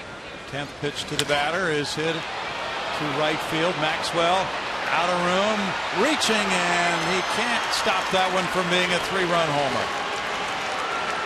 Miller hits his second bomb of the night. First 2 major league homers for Miller give him a 5 RBI game, and he's on base for the 4th time tonight. 9-3 Seattle as Miller goes deep for the 2nd time in as many at-bats. Command of the strike zone has been an enemy of Josh Fields in his young career to this point, and when he has to just keep coming with fastball because he falls behind, he's walked a couple of guys. At some point, major league hitters, even young ones, are going to get to him, and that's what happens. 3 long balls for the Mariners tonight. 2 by Miller, 1 by Seager. And the explosive M's continue to hit with a lot of punch. Strike to Franklin. Franklin's 1 for 4. This will be the 25th pitch of the inning for Fields. And it's laced up the right field line into the corner. Kicks out for Maxwell. And that's a double for Franklin. His 11th of the year. Big night for the Mariners. Well, they come in as a team touting the way they've been swinging the bats of late, and they have not disappointed their fans here this evening.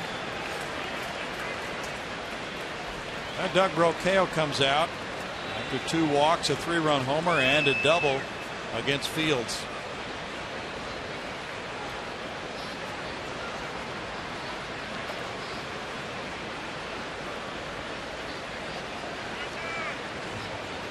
Tough conversations on the hill sometimes. Sometimes it's all about just loosening guys up, and other times it can come down to, are you thinking about the things we've worked out in between opportunities this year, those bullpen sessions? And are you focused on what we were working on? And can you get to that point? Hector Ambrose warming up.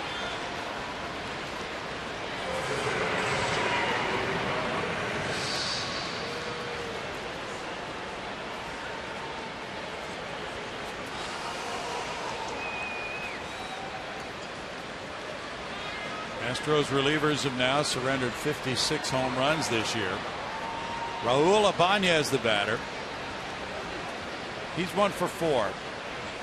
Brad Miller hit only 3 homers in 2 years in the minors, in 11 and 12. Ibanez looks at ball 1.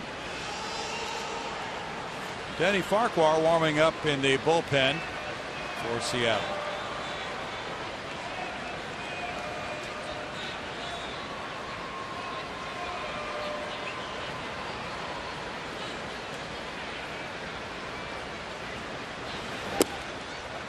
It's in for a strike on Ibanez, and it's a 1-ball, 1-strike count.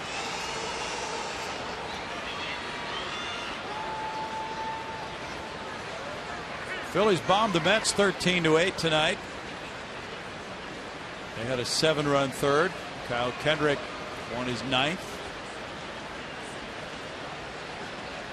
Chase Utley hit his 12th homer. Dominic Brown his 24th. What a year for Dominic Brown. David Wright hit one for the Mets, his 14th. Phillies are a game above 500 right now, and it's a critical time for them. They began the night 6.5 behind Atlanta with a veteran club with trade rumors swirling around them. Will they be buyers or sellers or neither? Foul back. Typically, Ruben Amaro Jr. does not like to give up on his season, even if his club is pretty far in arrears of the leaders. And certainly, you know, that would be a jolt to trade a guy like a Chase Utley. Maybe a Cliff Lee, who has a limited no-trade deal. I think it'd be a jolt to those fans who have been very dedicated to that Phillies club. Sure would. Strikeout of Ibanez, 1 out. Kendrys Morales comes up. He's 1 for 3 with a walk. The Orioles beat the Rangers in Texas 3-1. Wei-Yin Chen won his 5th, beating Derek Holland. Jim Johnson got save number 34, and Matt Wieters hit his 13th home. 9 hits for the Mariners, 10 for the Astros in this 9-3 game.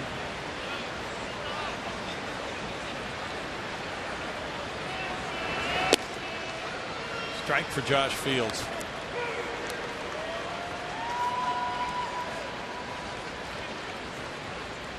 The Brewers are shutting out the Marlins 2-0. Marlins batting in the top of the 9th now at Milwaukee. Carlos Gomez hit his 15th homer. And Juan Francisco, number 12 for the Brewers. Tapped out to second. Altuve was out in right field. He has time to get in and throw out the slow-footed Morales. 2 down.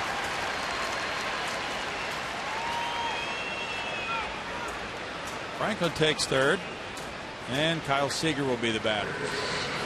Seager's 1 for 4, a 2-run homer in the 4th. Braves beat the White Sox in Chicago 6-4. Tim Hudson winning his 7th, beating John Danks.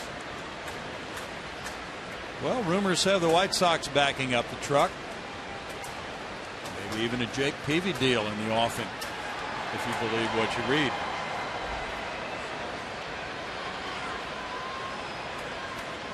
And maybe Alex Rios. He apparently is a rather highly sought after commodity by teams like the Pirates.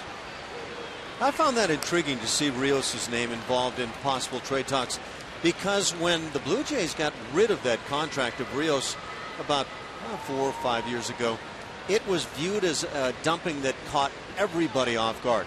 Who would take on that contract? But apparently now teams are considering that it might be worthwhile. Bouncer to Carter. And in the 8th inning, 3-run score on a homer by Miller, his 2nd of the night. Brandon Barnes comes up in the bottom of the 8th with a shot at a cycle. Seattle 9, Houston 3.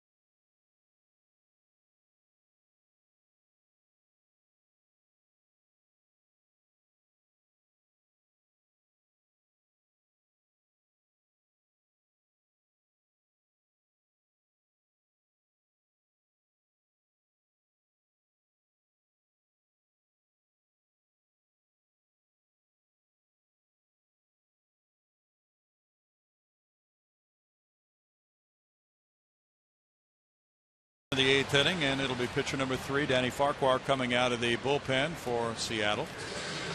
He's warming up. He's had 16 games under his belt with a 6.94 ERA, taking over after Yoervis Medina. Worked an inning and 2/3. He allowed 1 hit, no runs, with no walks or strikeouts. Farquhar has had his issues with command a bit. 10 walks in those 23 innings. But then you see the strikeout figure, 35 of them, and that says he's been quite dominant. You love to have those kinds of arms at the back end of your bullpen. Arms that can come up with key strikeouts. Farquhar is from Pembroke Pines, Florida. Went to Louisiana Lafayette. 25 years old. Drafted by Toronto in the Alan Ashby era in 08. Yeah, really? He's that old? He's that old. Man. He was traded for Ichiro. He was with the Yankees, and they made the deal in July of last year. That's something he can talk about with his grandkids. Oh, I'm sure he's already written that talk. Justin Maxwell smacks one off the glove of the shortstop Miller, who's done just about everything right tonight except catch that line drive. And Maxwell's aboard, leading off the home 8th inning. Well, sure, he can hit a couple of home runs in a ball game, but can he catch one of those absolutely scorched line drives? Let's see right here. The answer is no, apparently. You just know that's going to hurt.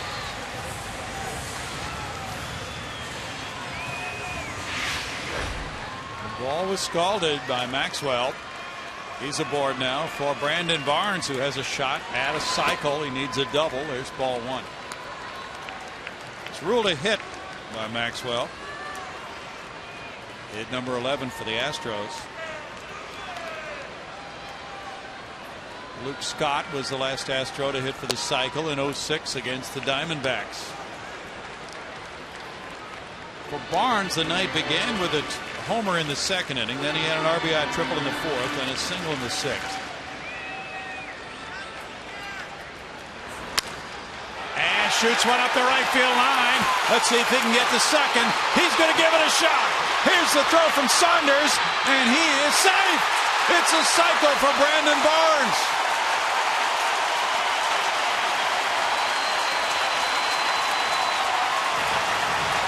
How about that?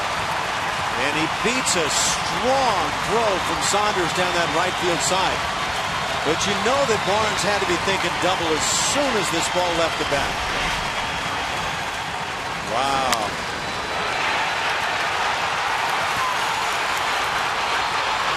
Look at this throw come in.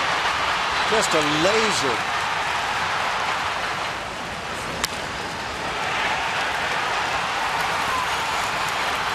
And you say this guy's been struggling with the stick, huh? That's a terrific angle on that replay. Really close at second. On the Todd Pitchner safe call. It's a cycle for Barnes. 12 hits for the Astros, and Matt Dominguez is 0 for 2 with a walk. 9th cycle in Astros history. There's ball 1. What a special moment for a player. First of all, just to get 4 hits in a game, and then to do 1 of each. Outstanding. Now can it lead to a more confident Brandon Barnes as a future hitter? 2 balls, no strikes. Only time will tell on that one. When the night began, he was 0 for 14. He was hitting .083 in the month of July. That is one of the most unlikely cycles of the 9. Not that he doesn't have talent, but just that he's been so cold. And then to get 4 hits, 1 of each in a game.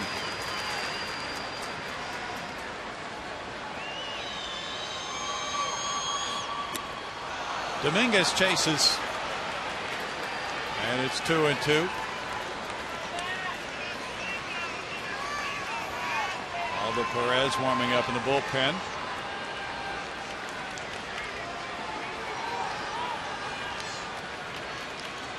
Here's the lefty Perez.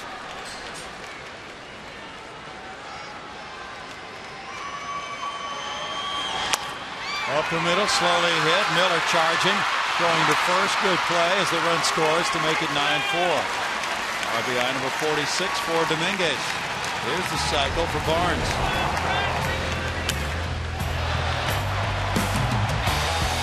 Yeah, he got a good piece of this one. And then the gapper into right center field. That's your triple with aggressive base running. Shoots a mere little single into right and now slices the double down the line. And this really took commitment because you don't want to get thrown out in that scenario trailing, and yet he's able to leg it out. Brandon Barnes showing the wheels on the bases tonight. Cesar Cedeno had the first two cycles in Astros history. Bob Watson did it. Andujar Cedeno, Jeff Bagwell, Craig Biggio, Luke Scott, and now Brandon Barnes. The last Astro right-hander to hit for this cycle was Craig Biggio, April 8th of 2002 at Colorado.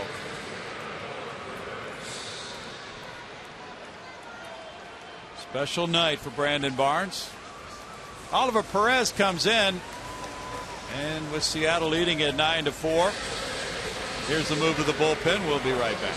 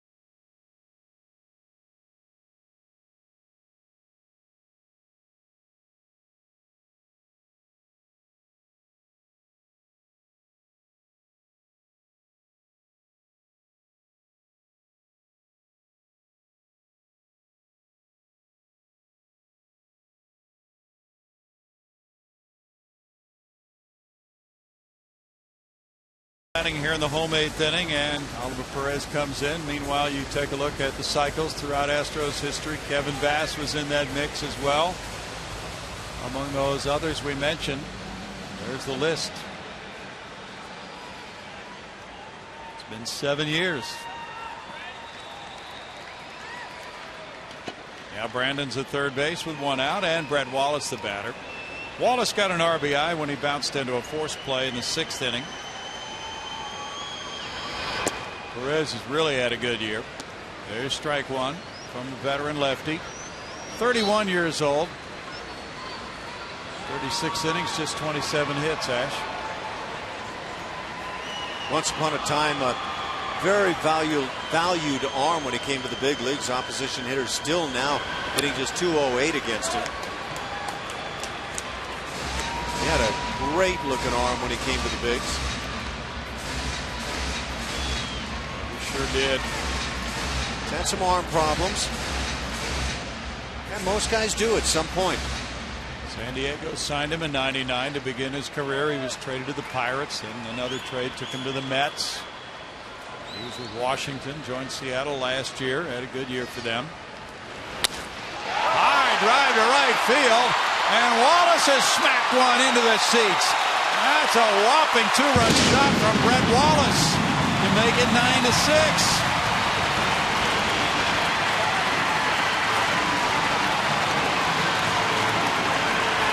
Well, that's a no-doubt shot coming against a left-hander.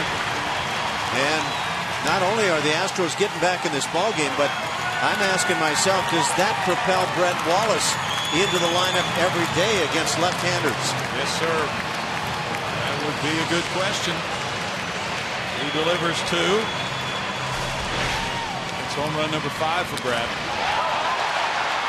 Just a no-doubt shot, and he stayed in there, hung in with the front side on the breaking ball from the lefty. And now a fly ball by Elmore goes out to left field. Ibanez with the catch. 2 outs. That's very impressive.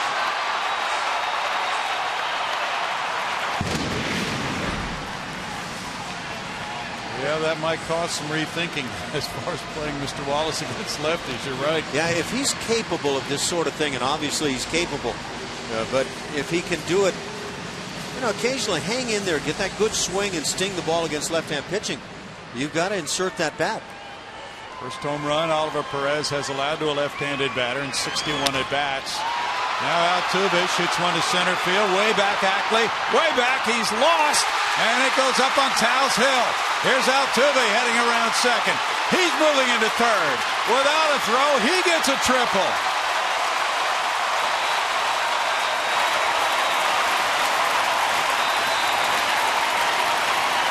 Yeah, there's a case of a center fielder who's really been a second baseman in his career and just completely lost as he approaches Taos Hill.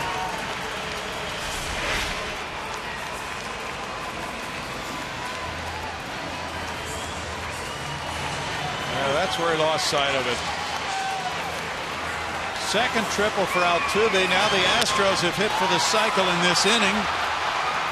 The same inning in which Barnes completed the cycle. They've had a single from Maxwell, a double from Barnes, a homer from Wallace, and a triple from Altuve. Yeah, the cycle combo platter. I wonder how many times that's been accomplished. Yeah, exactly. Now Altuve will get interested. Well, he wasn't all that interested going up the first base line. He's kind of jogging in that direction. Yeah. Tom Wilhelmsen, the closer, is warming up for Seattle. It's now a 3-run lead. And that forces Eric Wedge to get his closer up. Meanwhile, Perez being visited by Carl Willis.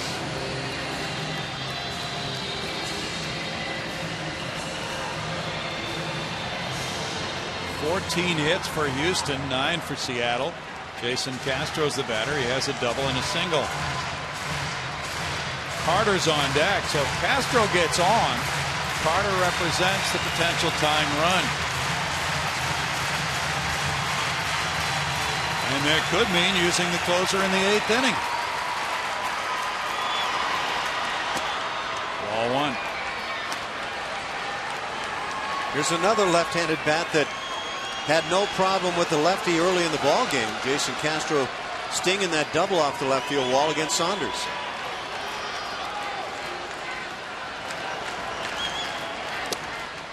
It's in for a strike, and it's 1-1. If you can get those left-handed hitters, and Castro's learning to be one of them, and maybe Brett Wallace is as well, those guys that can stay in there and get their hits against left-hand pitching, I think it makes your lineup all the better because it breaks things up for the left-handed pitcher. Yes, sir.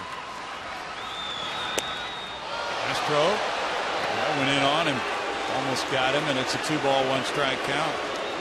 Looked like he was starting to look away, and then that ball almost got in.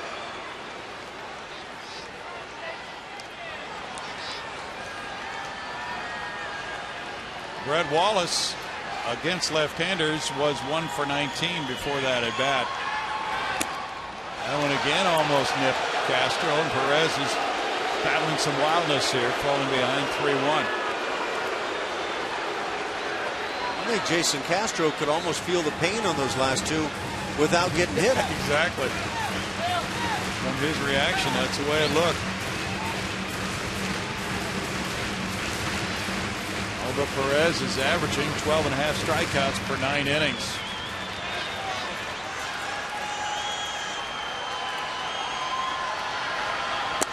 And Castro takes ball 4, so now it's Carter coming up. With 2 men on and 2 outs, trailing by 3. The Astros have the slugging Carter. And we would not expect to see Mr. Perez face him. We'll see what happens here. This has gotten very interesting. A little too much so for Eric Wedge. You bet. He's had to warm up his closer here, and now we'll have to bring him in. Tom Wilhelmsen coming in. And it'll be a save situation here in the 8th inning. He cannot wait until the 9th to use Wilhelmsen, who will be pitcher number 5 for Eric Wedge. We'll be right back with the score. Seattle 9, Houston 6 in the 8th.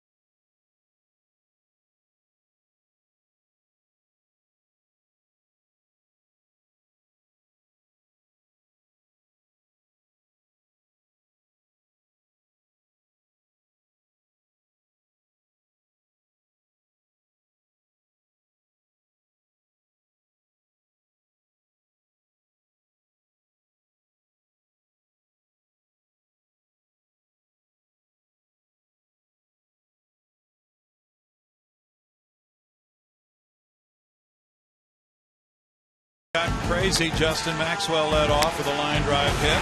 Brandon Barnes, who was hit for the cycle tonight, doubled. Then an RBI from Dominguez, a 2-run homer from Wallace, triple from Altuve, a walk to Castro, and now a potential tying run is at the plate in Chris Carter. The last time Tom Wilhelmsen, the Seattle closer, faced Chris Carter, Carter gave him a blown save. It was a 1-0 lead in the 9th inning for Seattle. And Carter drilled a 2-run double off Wilhelmsen. That handed him a blown save and a loss, and the Astros won it 6-1. Those are his numbers. Numbers that really jump out for me. 26 hits allowed in 41 innings. That's excellent. But 21 walks allowed in those same number of innings. Carter takes the breaking pitch for ball 1. Carter's 1 for 3 with a walk tonight. Altuve at third, Castro at first with 2 outs. JD Martinez on deck. Wilhelmsen has 19 saves and 24 opportunities.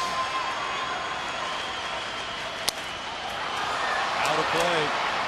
In that June 12th game, Wilhelmsen was tagged for 5 runs in 1/3 of an inning for the Astros. He left with the bases loaded. All 3 of those runners were charged to him later.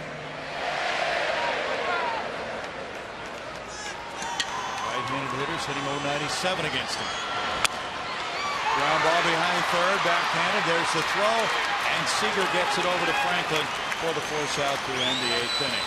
3-run score for the Astros. On 4 hits, they leave 2, and it's 9-6 Seattle, moving to the 9th.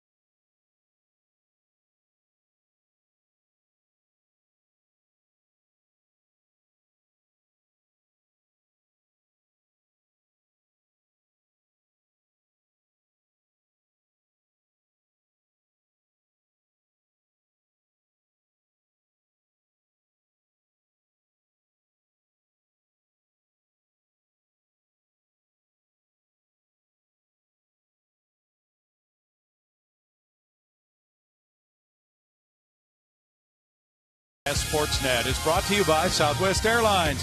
Find our fares online only at southwest.com. And brought to you by Acura. It's turned out to be a free-for-all tonight. It's 9-6. The Mariners lead it. Brett Wallace helped the Astros with his 2-run 8th-inning homer. They got 3 in the 8th after Seattle got 3 in the 8th. So Adam Everett on the bench talking with Wallace as Hector Ambrose warms up for the 9th inning. He's just returning to the Astros tonight from Oklahoma City. He's 2-4 with a 5.40 ERA in the big leagues. Left-hand hitters have lit him up pretty good at 377. And overall 326, that figure against him. So Hector's had his issues. This is a guy that can bring it in the mid-90s and yet has struggled. Just recalled today from the Red Hawks, replacing Brett Oberholzer, who was optioned to Oklahoma City prior to the All-Star break. Hector had been sent down on July 1st. So after that brief time with the Red Hawks, he comes back. His last outing for the Astros was on July 1st here against Tampa Bay.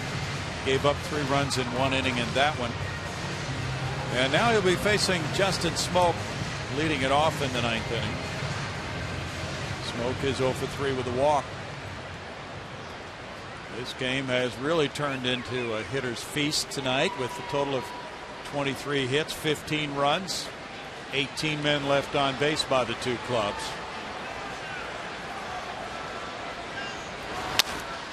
That's a deep one to right field. Maxwell watching that one go over his into the seats. A home run by Smoak, number 9. And on the first pitch, returning from AAA, Ambrose gives up a homer to Smoak. 9th home run by Smoak, his 23rd RBI, makes it 10-6 Mariners. It's a 4th home run of the night for Seattle. Well, I guess the word on the street about the Mariners offensively was on the money. This is a club that is dominating Major League Baseball with the bats. And that was not something anybody would have anticipated back a couple of months ago. Michael Saunders is next. He's 0 for 3. And he shoots a single through the right side. So both first pitch swinging, Smoak and Saunders connecting for hits back to back here in the 9th.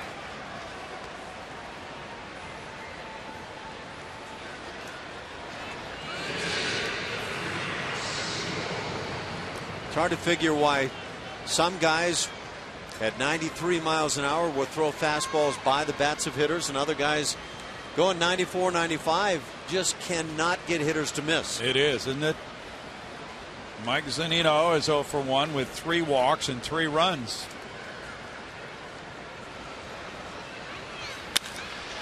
That's in the air to Barnes in center. Tagging at first, Saunders. He will start and then go back. The throw caroms away, but it's picked up by the third baseman, Dominguez. Might have hit the knee of Altuve. Yeah, it looked like it may have. That short hop throw with hair on it coming from the outfield can be really tough on the infielders. It's just not where you want to give the infielder the shot. Ouch. Yeah, he may not be big in stature, but tough little character. He can take a blow. Dustin Ackley, the batter, he has a 2-run double and a walk. That one skips up there, and the runner will advance on a wild pitch.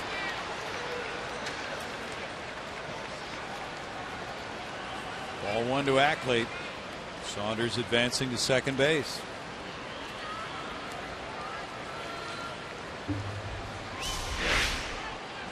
A little 2-for-1 action. I think Castro might get a piece, and home plate umpire Dale Scott, welcome to the ball game. Ouch.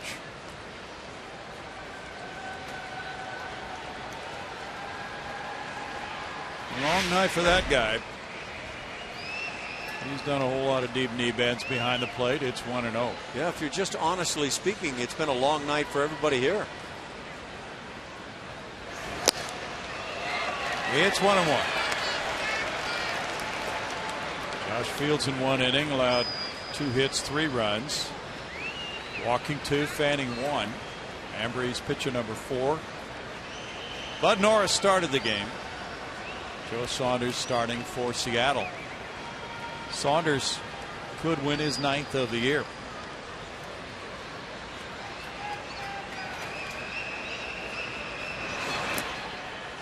That one doesn't get very far behind Castro, and he had a chance to throw behind the runner, but was still trying to pick up what was going on with Saunders. And by then Saunders was closing in on second base.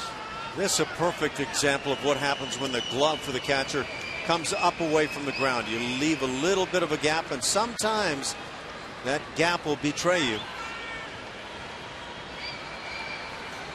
Mariners' season high for runs in a game was a dozen May 15th at Yankee Stadium.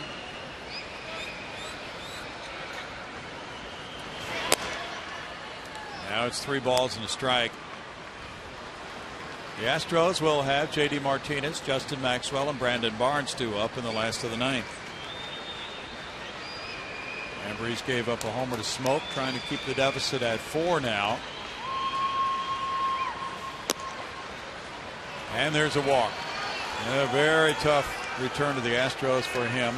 As we promised earlier in the game, it's Miller time, brought to you by Miller Lite and 2 Miller homers. Brad Miller, 2-run shot in the 6th, a 3-run shot in the 8th. Miller time for him tonight. He's also had a single and a walk. First 2 major league homers for Brad Miller from Clemson. And now he gets another at bat in the 9th inning.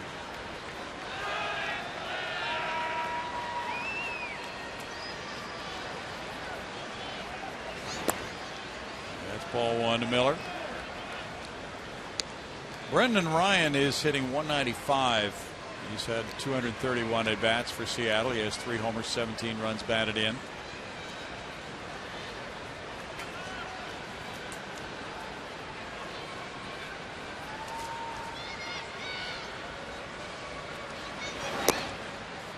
It's 2-0. The Astros pitchers have walked 8 and hit a batter. And of those 9 base runners, 5 have scored.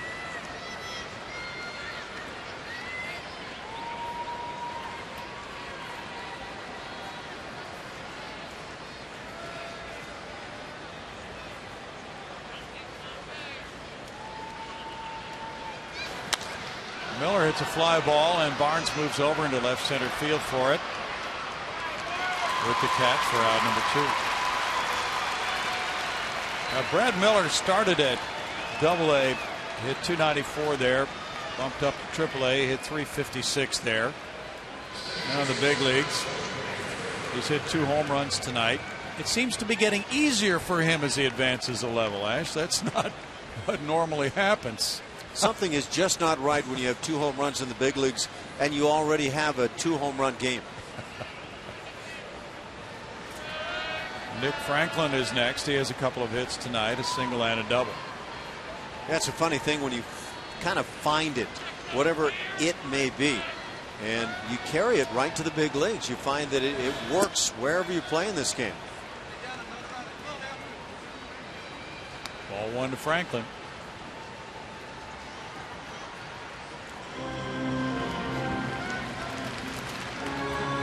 Well, from what we're seeing tonight, this looks like a revitalized Mariners ball club. And this is what the people in Seattle were hoping for this year, that they would have quite a bit of improvement in the AL West. Be able to think about maybe being a postseason team again soon. 1 ball and 1 strike. They brought in their fences this year in Seattle, and obviously they were trying to help an anemic offense through the years. But they were also a team that would lead the league or be right near leading the league in pitching ERA. And what they've done to this point is they've turned a ball club loose offensively. Now, all their numbers are not just coming at home, obviously, but I think sometimes when you become a little bit of a different club at home with your 81 games, you take that out on the road and you become kind of this different version of yourself.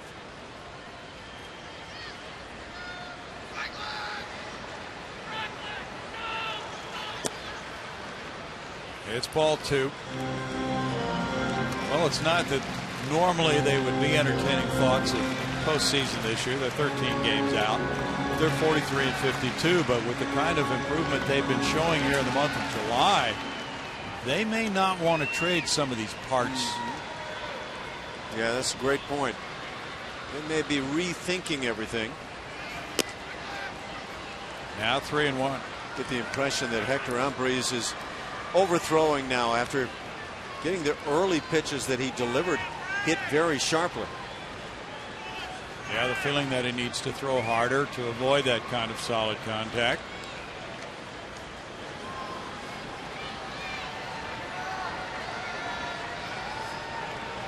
Kyle Loesch and 3 relievers blanked the Marlins 2-0 for Milwaukee tonight. Now back, it's 3-2. Loesch moves to 6-7 with a win. A-Rod got his 10th save.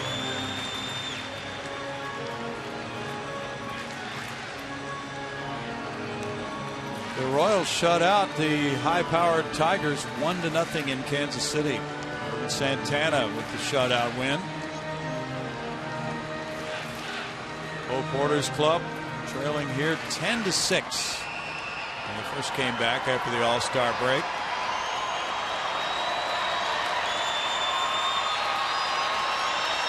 Eric Bedard opposes Hisashi Iwakuma tomorrow night. And then it's Jordan Lyles and Felix Hernandez. King Felix, with the best ERA in the American League, 2.53, is 10-4. And he is living up to his billing on the road. 6-2 at 2.43 ERA on the road. So despite the spacious dimensions of Safeco Field, he has not let pitching away from home stop him in any way this year. All of that while some people have been saying that his fastball has been slipping a bit in terms of velocity. And that probably is pretty well documented. Iwakuma and Hernandez the next 2 nights. So a combined 18 and 8 from those two with a combined ERA of well under 3. That's a very good 1-2 punch. Maybe about as good as you're going to find. Although Detroit would say, well, what about Scherzer and Verlander, and other teams would step forward with their nominations. Yeah, that's a pretty good staff in Detroit.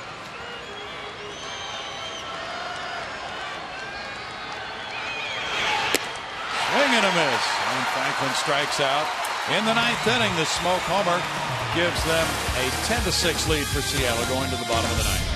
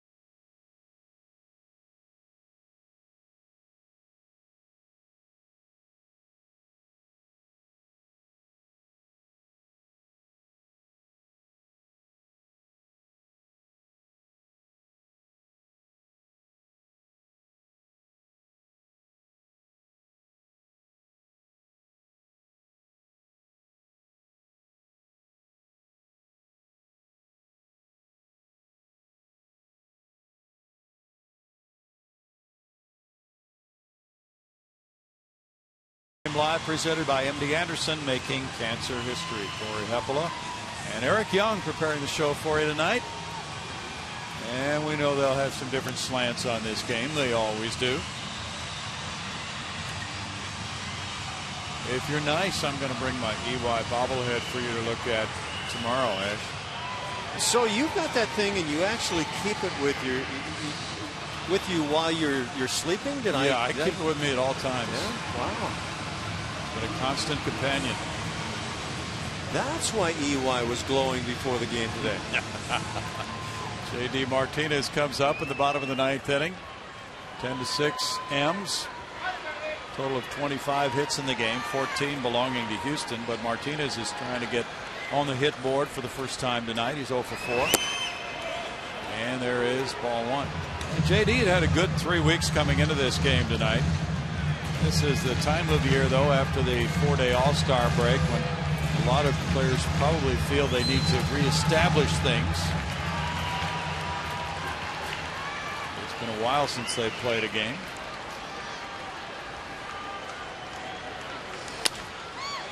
That's a foul ball past Dave Clark. It's a 1-ball, 1-strike count. And JD has been one of those guys, though, who has picked up the pace in his season. He's hit in 13 of his last 19 games. He's hitting .300 in July. And he has 12 hits this month. That's second on the club. Breaking pitch makes it a strikeout for JD, and that's out number 1. The Seattle Mariners, one of the clubs, and there are plenty around the big leagues now, that in the back end of the bullpen you find 95+ mile-an-hour fastballs all over the place. This one at 97 this evening. Wilhelmsen had 29 saves in 34 tries last year. Now it's Maxwell. He's been on 3 times in a row. He scored 3 runs tonight, 2 singles and a walk. Wilhelmsen has 2 of his saves against the Astros this season. And there's ball 1. A Mariners win tonight would give them a season-high 4-game winning streak. They swept the Angels right before the break. And they won 3 of their last 4 series. They've been playing well against good teams, and they've been playing well on the road. On the road, they're 18-27, but lately more impressive on the road. Winning series at Cincinnati and at Texas. Those are 2 difficult places for visiting teams. 1 ball, 2 strikes.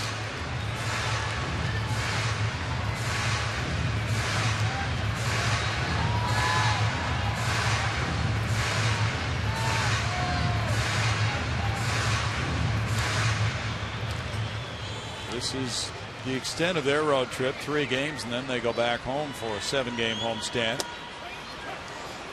Wilhelmsen gets strikeout number 2 in a row. And that's 8 strikeouts tonight for Mariners pitching. And it's Brandon Barnes, who was hit for this cycle tonight. The last Astro to have a 5-hit game was Hunter Pence in 08. What a night for Brandon. Flexing early and really kind of employing the speed game late. That was pretty as he gapped one for the triple, and then he shoots one down the right field line for the double that was needed to complete the cycle.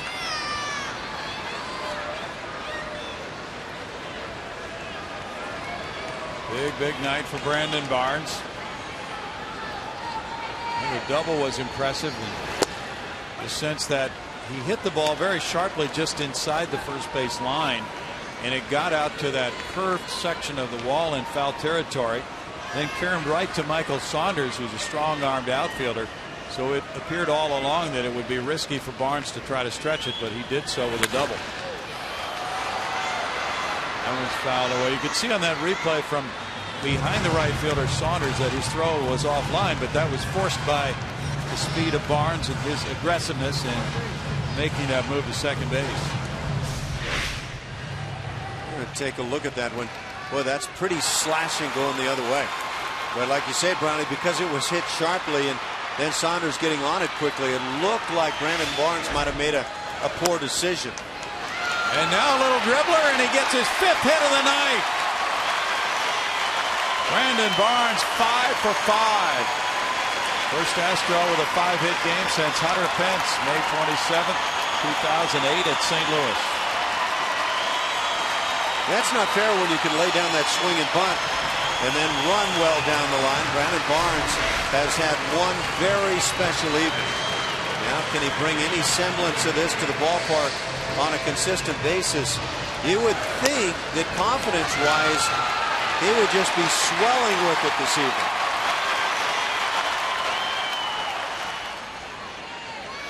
And now he takes off for second. They did not attempt to hold him on or defend against the move to second base by Barnes. As strike one was thrown to Matt Dominguez. It's been an amazing night for Brandon Barnes, who was having a rough month of July. It's 1-1. We'll have to check and see if he's had 5 hits in the month of July. He's had 3 hits in July before tonight, and he's 5 for 5 in this game. That'll do in a pinch. There's a line shot into left center field. Barnes will turn and head for the plate, and it's 10-7 on an RBI single by Dominguez. 46 runs batted in for Dominguez.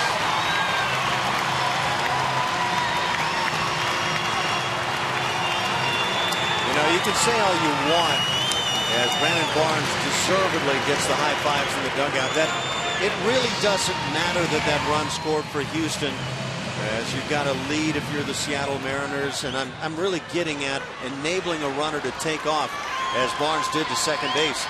It provides a run, and individually that hurts Wilhelmsen, and I think managers owe their players a little more than that. Now Brett Wallace shoots one to first base. Smoke with the play to end it, and the Astros just keep battling. They got 3 in the 8th. They got another run in the 9th inning, but Seattle came up with tons of offense despite the 5-hit game for Brandon Barnes. Final score is the Mariners 10 and the Astros 7.